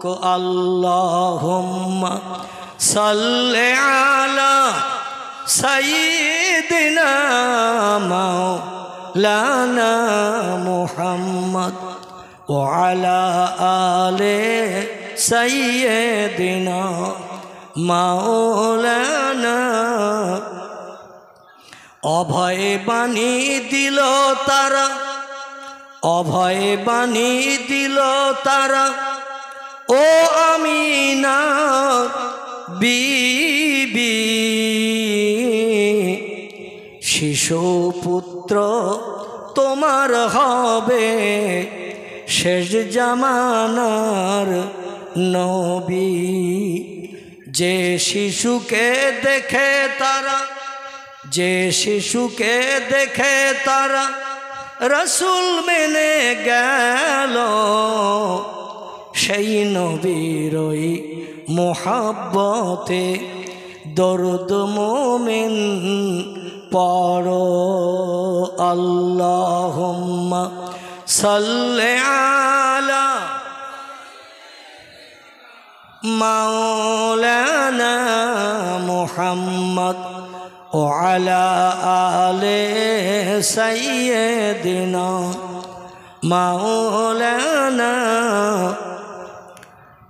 আমাদের ছেলেদের একটা ভালো নাম, মেয়েদেরও একটা ভালো নাম। এ ভালো নামটা সেই দিন চলে যেদিন কোনো পুরুষের সঙ্গে নারীর বিবাহ বন্ধন হয়, আঁকতা হয়, বিয়ে হয়, ওই দিন আর ওই ডাক নাম বলে না, ভালো নামটাই বলেই ছেলের সঙ্গে মেয়ের বিয়ে পড়ানো হয়।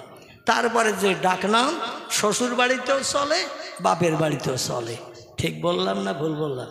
ভুল হলে বলে দেবেন, আমি সংশোধন করে নেব, কারণ একটা মানুষ সব কিছু জানে না। রসুল বলছেন কুল্লু বনি আদম খাত্তাউন, প্রত্যেকটি আদম বংশধর ভুলিয়ে ভরা গুনাহগার। ভুল নাই, গোনা নাই এমন মানুষ পৃথিবীতে কেউ নাই। সবার কম বেশি ভুল আছে, গোনা আছে। এই জন্য তত্ত্ব ভুল হলে সঙ্গে সঙ্গে আমারে জানাবেন, আমি ইনশাল্লাহ সংশোধন করে নেব। আমার ভাইরা দেখবেন বাল্যকাল থেকে নিয়ে বিয়ের সময় পর্যন্ত ওই ডাক নামই চলে। বিয়ের পরে শ্বশুরবাড়ি গেলেও সেই ডাক নাম চলে। ও যে নামে বিয়ে পড়িয়েছে ওই নাম আর শ্বশুরবাড়ির লোকেরা বলে না। আমাদের দেশের এটা কালচার, নিয়ম নীতি তৈরি হয়ে গেছে। আল্লাহ ডেকে বললেন, হাবিব ইয়াসিন, ও আমার মোহাব্বতের পয়গম্বর, বিশ্ব নবীর গুণবাচক নাম।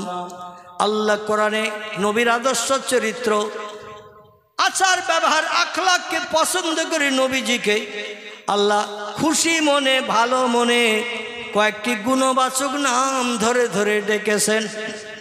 একটি নাম হলো ইয়াসিন, একটি নাম হলো তাহা, একটি নাম হলো মুজাম্মিল, একটি নাম হলো রাহমাতাল লিল আলামিন। আল্লাহ পাক বিশ্ব নবীকে গুণবাচক নাম ধরে ডেকেছেন তার মর্যাদা, সম্মান, শ্রীবৃদ্ধি করার জন্যে। এখানে আল্লাহ ডেকে বললেন, আমার মোহাব্বতের ইয়াসিন, আপনি শুনে নিন, আপনার উম্মতদের জানিয়ে দিন। অল কোরআনিল হাকিম, আমি মহামূল্যবান সম্পদ। পৃথিবী যদি একদিকে রাখা হয়, কোরআন যদি দাঁড়িপাল্লার আর একদিকে রাখা হয়, মণিকাটা কোন দিকে ঝুঁকবে?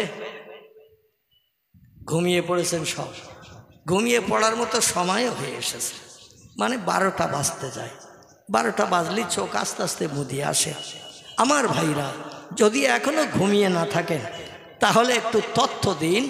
কোরআন পাক যদি দাড়িপাল্লার একদিকে রাখা হয় আর তামাম পৃথিবীর সোনা দানা, হিরে জহরত, মণি মাণিক্য কাঞ্চন, এইভাবে যত সম্পদ আছে, দামি দামি ইয়াকুত, জমরুত, মারজান, হীরা, পান্না, চুন্নি, দামি দামি পাথর, সবগুলো যদি দাড়িপাল্লার আর একদিকে রাখা হয়, মণিকাটা ঝুঁকবে কোন দিকে?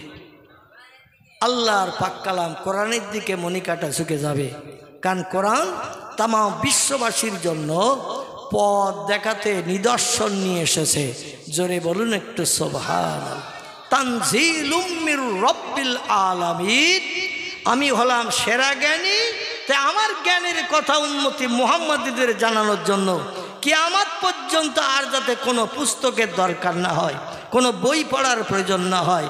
আমার কোরআন হলো এনাফ, আমার কোরআন হলো যথেষ্ট কিয়ামত পর্যন্ত উম্মতে মুহাম্মাদীদের জন্য। অনেক বইয়ের ভুল সংশোধন হয়, কোরআনের কোনো ভুল আজ পর্যন্ত কেউ সংশোধন করেছে?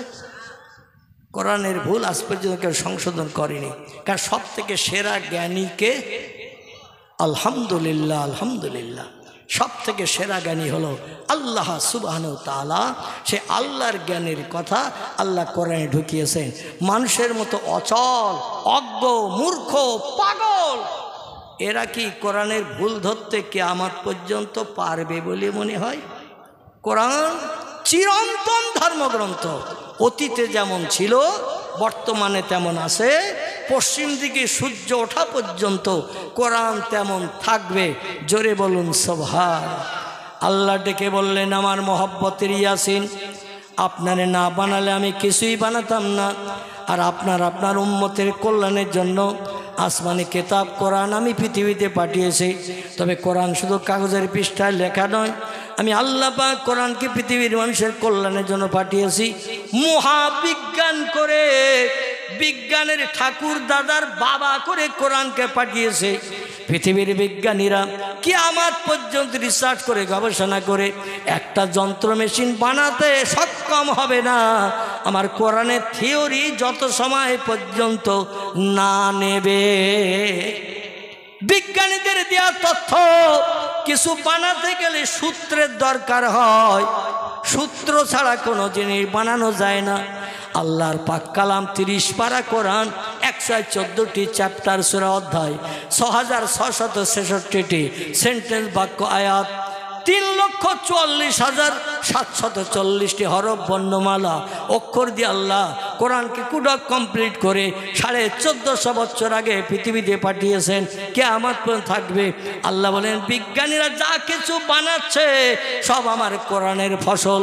কোরআন যখন পৃথিবীতে পাঠাই নাই, বিজ্ঞানের দাদা ঠাকুর দাদা পরদাদা ছিল, একটা জিনিস বানিয়েছে নূতনত্ব। তোমরা একটু প্রমাণ করে দেখাও। 1500 বছর আগে এরোপ্লেন ছিল, একটু কথা বলেন। স্পুটনিক ছিল, অ্যাপোলো ছিল, হেলিকপ্টার ছিল। 1500 বছর আগে রেডিও ছিল, টেলিভিশন ছিল, মোবাইল ছিল। 1500 বছর আগে আমার ভাইরা মাটি কাটা গাড়ি কি তৈরি হয়েছিল, যারা ইংরেজিতে বলি জেসিপি। 1500 বছর আগে পৃথিবীর বিজ্ঞানীরা কিছুই বানানোর সুযোগ পায়নি, কারণ কিছু বানাতে গেলে সূত্র লাগে। আর টোটাল কোরআনের ভিতরে কিয়ামত পর্যন্ত উম্মতি মুহাম্মাদের সুখ দেওয়ার জন্য, সুখী জীবন গঠন করে বসবাসের জন্য আল্লাহ বলছেন, শুধু আমার একটু ইবাদত বন্দেগী করো, মুয়াজ্জিন আযান শুনে মসজিদে জামাতে শরীক হও, আমার জমিনে একটু মাথা নত করে আমার নামের তাসবিহ পড়ো, সুবহানা রাব্বিয়াল আলা, সুবহানা রাব্বিয়াল আলা। আমরা পড়ি না? না অন্য পড়েন আপনারা? দুনিয়া সব দেশে সেজদার তাসবিহ 1 না 2, সব দেশে সেজদার তাসবিহ 1। এই শব্দটি হলো আরবি ভাষা, এর বাংলা অর্থ হলো হে মহান পবিত্র আল্লাহ, সুবহান সুবহান। শব্দটির বাংলা অর্থ হলো হে মহান পবিত্র আল্লাহ, তুমি খাও না, ঘুমাও না, পেশাব করো না, পায়খানা করো না, আমাদের মতো স্বামী স্ত্রী মিলন করো না, জীবন যৌবনে ক্ষুধানিবৃত্তি করো না। আল্লাহ তুমি 24 ঘন্টা দৈনন্দিন, অতীত কালেও ছিলে পবিত্র, বর্তমান কালেও আসো পবিত্র, ভবিষ্যতেও থাকবে তুমি নাপাক নাকি? ভবিষ্যতেও থাকবে তুমি পবিত্র। সেই পবিত্রতার তাসবিহ পাঠ করে তোমার পবিত্রতার প্রশংসা করে বলছি, রব্বিয়াল আলা, তুমি আমাদের সেই প্রভু যে প্রভু সব শক্তির ঊর্ধ্বে, তার মতো ক্ষমতাবান শক্তিধারী কোনো বিজ্ঞান নয়, দর্শন নয়, ইঞ্জিনিয়ার নয়, ডাক্তার নয়, মাস্টার নয়, কোনো ব্যক্তিত্ব নয়, সব শক্তির ঊর্ধ্বে তুমি। সেজদা দিয়ে কপালে ধুলো লাগিয়ে এই তাসবিহটা পড়া হয়। আচ্ছা, এতে লাভটা আছে না এমনি এমনি পড়ি? আছে। তিরমিজি শরীফের হাদিস, আল্লাহর পয়গম্বর বলছেন, এ দুনিয়ার মানুষেরা তোমরা শোনো, উম্মতে মুহাম্মাদি, আমার উম্মত যারা পৃথিবীতে বসবাস করে, তাম পৃথিবীর মানুষ সব নবীর উম্মত, হিন্দু হোক, জৈন হোক, খ্রিস্টান হোক, ইহুদি হোক, নাসারা হোক, কোল হোক, ভিল হোক, নাগা হোক, খাসা হোক, মুন্ডা হোক, আর্য হোক, অনার্য হোক, আদিবাসী হোক, সাঁওতালি হোক, যত ধর্মাবলম্বী আছে সব উম্মতে মুহাম্মাদি। কেউ নবীরে মানে না, সেই জন্য তারা বেঈমান। যারা নবীরে মানে তারা হলো নবীর আসল উম্মত। ঠিক না ভুল? আর নবীরে মানে না, হাসরে নবীর শাফাত তারা পাবে না। নবীর সাহায্য পাবে না। নবীরে যারা নবী বলে মানে, সেরা নেতা যে বিশ্বাস করে, অবশ্যই আল্লাহ নবী বলছেন লা ইয়াদখুলুল জান্নাহ, আমি মুহাম্মদ তত সময় পর্যন্ত আল্লাহর জান্নাতে ঢুকবো না। যদিও হাসরের মাঠে আল্লাহ বিচার শুরু করার আগে আমি মুহাম্মদ আমাকে প্রথম জান্নাতে ঢোকার জন্য আল্লাহ হুকুম করবেন, জান্নাত আমার জন্য হালাল পরিবেশন করবেন। হাবিব হাসরের মাঠে আপনি দাঁড়িয়ে থাকবেন, আর আমি আল্লাহ পাক অন্য ব্যক্তির হিসাব নিকাশ করে জান্নাতে ঢোকাবো, জান্নাত উদ্বোধন করব। আমি আল্লাহটা পছন্দ করি না। আপনার গোনা নাই, আপনার পাপ নাই, আপনার ভুল নাই, আপনার অপরাধ নাই, আপনি হলেন স্বচ্ছ সাদা কাপড়ওয়ালা। এই জন্য আপনি প্রথম জান্নাতে ঢুকে জান্নাত উদ্বোধন করেন। রসুল বলবেন লা ইয়াদখুলুল জান্নাহ, আমি মুহাম্মদ আল্লাহর তরফ থেকে প্রথম যখন পারমিশন পাবো জান্নাত উদ্বোধনের জন্য, কিন্তু আমি জান্নাতে ঢুকবো না, ঢুকবো না, ঢুকবো না। হাত্তা ইয়াতাকে ওয়ায়ুখরিজু মিনান নারে মান ক্বালা লা ইলাহা ইল্লাল্লাহু ওয়া ফি কলবিহি উজনুন জাররাতিন মিন খায়র, রাওয়াহু মুসলিম। ইমাম মুসলিম বিন হাজ্জাজ রাহমাতুল্লাহ আলাইহি ওনার লিখিত সহিহ হাদিসের কিতাব, নাম তার সহিহ মুসলিম শরীফ। এই মুসলিম শরীফে ইমাম মুসলিম বিন হাজ্জাজ রাহমাতুল্লাহ আলাইহি নবীর এই উক্তিটি কওলটি লিপিবদ্ধ করেছেন। নবী যত সময় পর্যন্ত জান্নাতে ঢুকবো না, যত সময় সারা জীবনের ভিতরে একটাবার লা ইলাহা ইল্লাল্লাহ আরবি ভাষায় পাঠ করলো, বাংলা অর্থ হলো এক আল্লাহ ছাড়া আর অন্য কোনো প্রভু মাবুদ স্রষ্টা আমার নাই। এই কথাটা সারা জীবনে একটাবার যদি কোনো ব্যক্তি পাঠ করে, আল্লাহ নবী বলছেন ওই লোকটারে জান্নাতে না ঢুকানো পর্যন্ত আমি পয়গম্বর জান্নাতের সুখ উপভোগ করব না। দুনিয়ায় বর্তমান যত রাজনৈতিক নেতা আছে চিল্লা চিল্লি করছে দলে ফেভার করার জন্য। এসআইআর শুরু হচ্ছে না পশ্চিমবাংলায়, এখন খাওয়া ঘুম উঠে গেছে, বিশেষ করে মুসলমানদের। আমাদের ভ্যাবলা রেলগেটের পাশ থেকে নেওড়া দিঘির গেট পর্যন্ত পুরো রাস্তা দুই ধারে সব ঝুপড়ি ঘর মানুষের, সব বাংলাদেশের মানুষ। ওরা নিশ্চিন্তে খাচ্ছে আর ঘুমোচ্ছে, ওদের কোনো চিন্তা নাই। কারণ বর্তমান দিল্লির পার্লামেন্টের যে সরকার, সেই সরকার যে ধর্মাবলম্বী, ও রেলগেটের দুই পাশে বসবাস করছে ঝুপড়ি নিয়ে, কেউ বা 5 ইঞ্চি দেয়াল দিয়ে, ওরা সেই ধর্মাবলম্বী। ওদের কোনো এসআইআরের কোনো বিষয় টিষয় নাই, বিষয় হলো মুসলমানদের। ঠিক বললাম না ভুল বললাম? আচ্ছা, আমরা বিদেশি না স্বদেশি? আমরা আমরা আমরা হলাম স্বদেশি। এই দেশে আমাদের দাদা জন্ম নিয়েছে, এই দেশে বাপ জন্ম নিয়েছে, এই দেশে আমি জন্ম নিয়েছি, এই দেশে আমাদের বাচ্চা জন্ম নিয়েছে, ভবিষ্যৎ জেনারেশন কিয়ামত পর্যন্ত চলবে।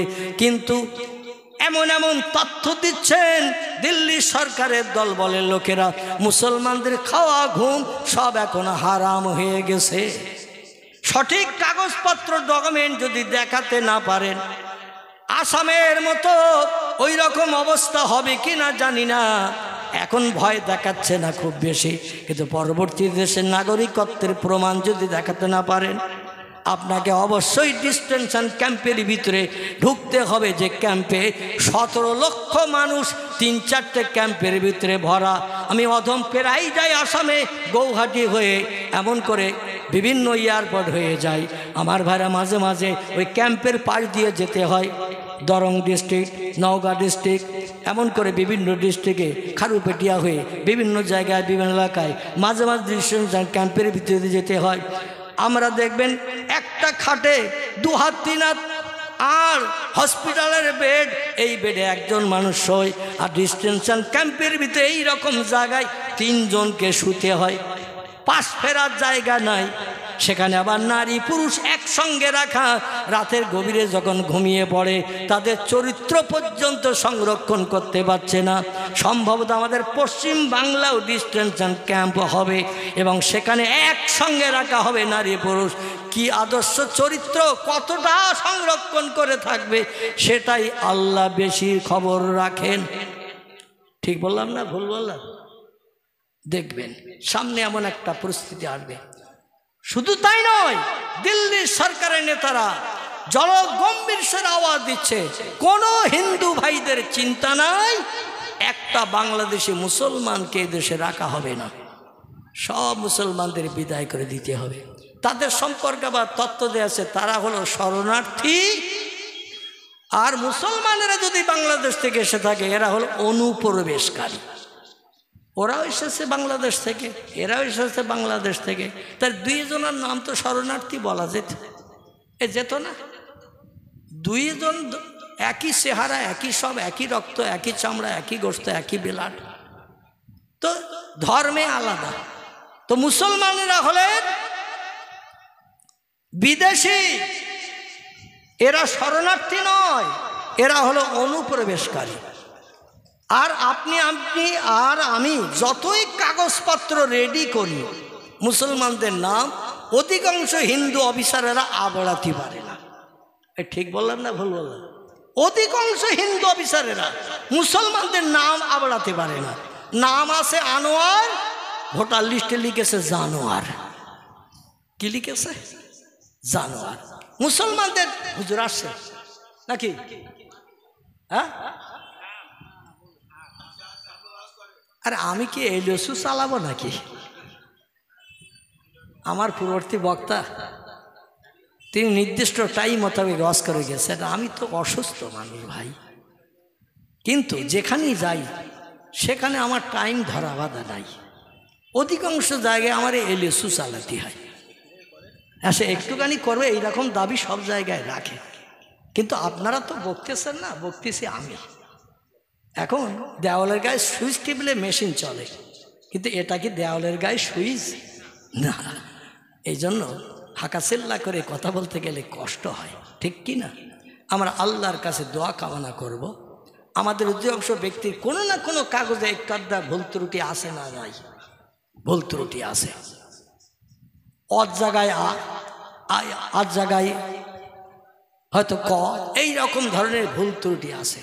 গাজীর জায়গায় মণ্ডল, মণ্ডলের জায়গায় শেখ, সব নামটাম ঠিক আছে, শেখ মণ্ডল গাজীতে ভরা।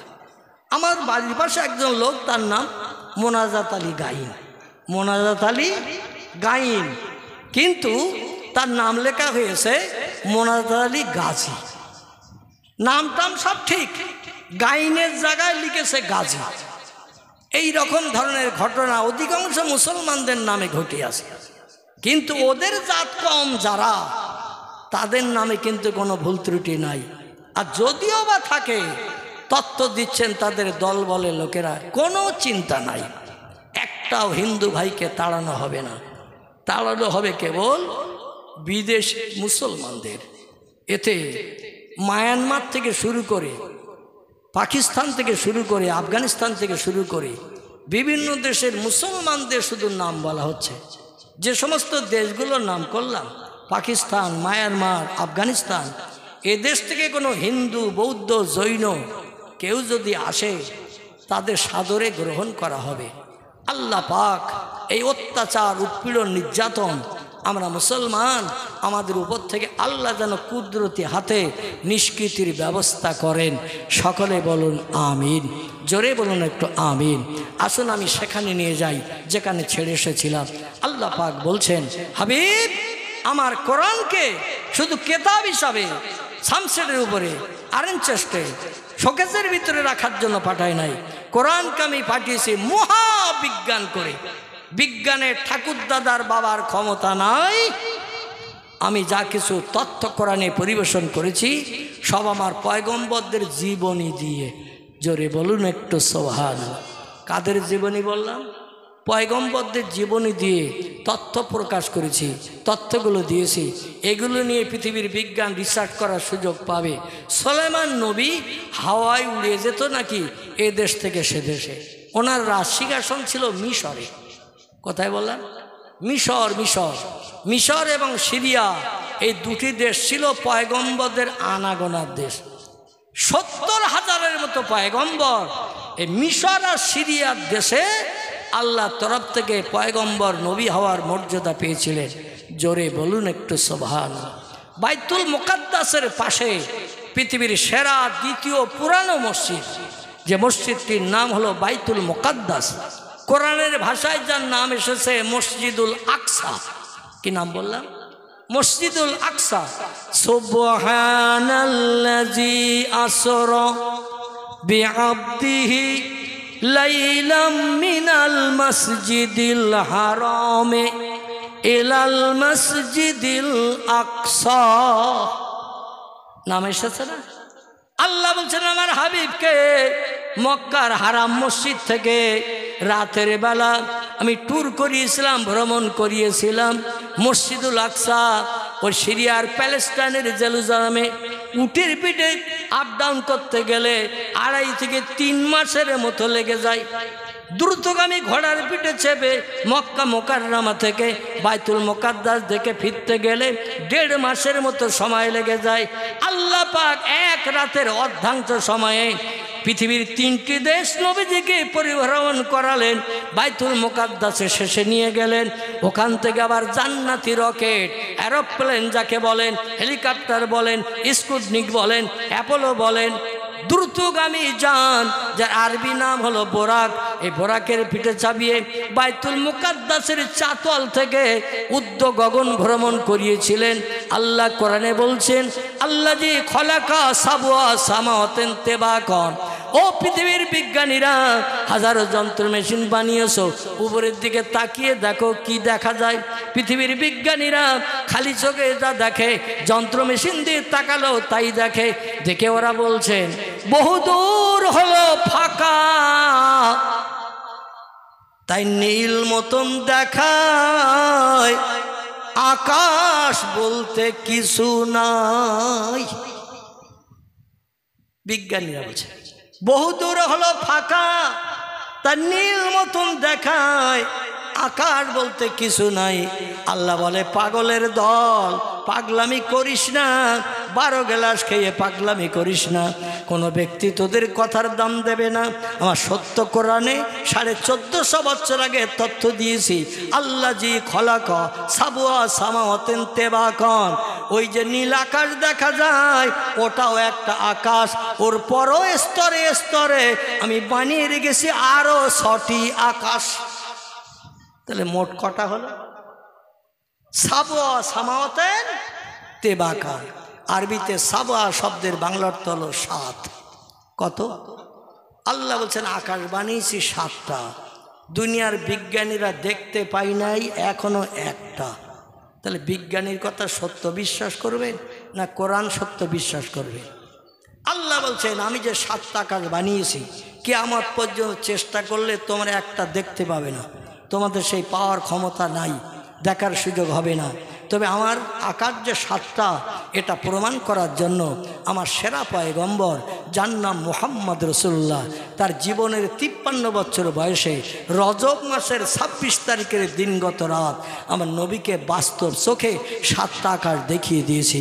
নবী 7টা আকাশ দেখেছেন, আল্লাহর আরশ কুরসিতে চলে গেছেন। কিয়ামত পর্যন্ত বিজ্ঞান, দার্শনিক, ইঞ্জিনিয়ার, ডাক্তার, মাস্টারদের বলা হয় আল্লাহর আরশ কুরসি কেমন, তথ্য দিতে পারবে কেউ? রসুল বলছেন আমি বাস্তবে দেখেছি। তবে কত সময় দেখেছি তাড়াহুড়ো করে নয়।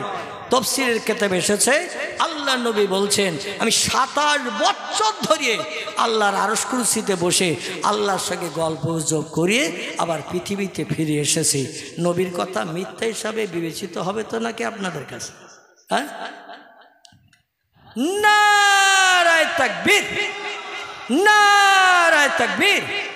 সিলসিলায়ে হক ফুরফুরা শরীফ, সিলসিলায়ে হক ফুরফুরা শরীফ, মুজাদ্দিদ জামানের আওলাদ, মুজাদ্দিদ জামানের আওলাদ জনাব আল্লামা পীর সাহেব হুজুর কেবলা, জনাব আল্লামা পীর সাহেব হুজুর কেবলা। নারায়ে তাকবীর। হুজুর আসবেন না একটু বিশ্রামে যাবেন? হ্যাঁ, আল্লাহু আকবার। আমার ভাই এখনো কথাটা মনে আছে। আমি মনে করছিলাম বোধহয় বক্তৃতা করতে করতে ভুলে যাবেন, কিন্তু উনি এখনো বলেননি। মানে বলছেন 2টি হাঁস দান হয়েছে, দান করা হয়েছে। এখন হাঁস 2টি অকশন করতে বলছেন, আপনাদের কাছে বিক্রি করার জন্য অনুরোধ রেখেছেন। এখন হাঁস 2টো বিক্রি হবে। আপনারা কে কে নেবেন বা কে নিতে পারবেন একটু আপনারা একটু হাত তুলে বলবেন। সরকারি দাম 500 টাকা বলি নাকি এখান থেকে? সেইটাই বলছে, আমাদের কমিটির তরফ থেকে সরকারি দাম 500 টাকা। এখন এর উপরে যিনি দিতে পারবেন তিনি হাঁসের অধিকারী হবেন। বলুন, এখন হাঁস দুটো কি দেখাতে হবে? আপনাদের দেখাতে হবে না না দেখে বলবেন? একটা দুটো 500 এখন বিক্রি হয় নাকি? একটা কটকটির দাম 5 টাকা, ঠিক কি না? এই জন্য একটা 500 করে। বলুন, এর থেকে যিনি বেশি দেবেন তানার নসিবে জুটবেন। হুজুর বেয়াদবি নেবেন না, 2 মিনিট একটু বসেন তো। বলুন 500-র উপরে কে দাম দিতে চান? টপ করে বলতে হবে, দেরি করলে হুজুরের ওয়াজ শোনা যাবে না। কারণ আমার কাঁধে বোঝা পড়েছে হাঁস দুটো অকশন। এই জন্য 500-র উপরে কে দাম দেবেন একটু না দেখে, ও আলহামদুলিল্লাহ, তাহলে দেখাতে এনেছে, মানে আপনারা দাম দেবেন দেখে নাকি আন্দাজে দেবেন না। যাই হোক, তাহলে দুটো হাঁস এখানে ধরা হয়েছে,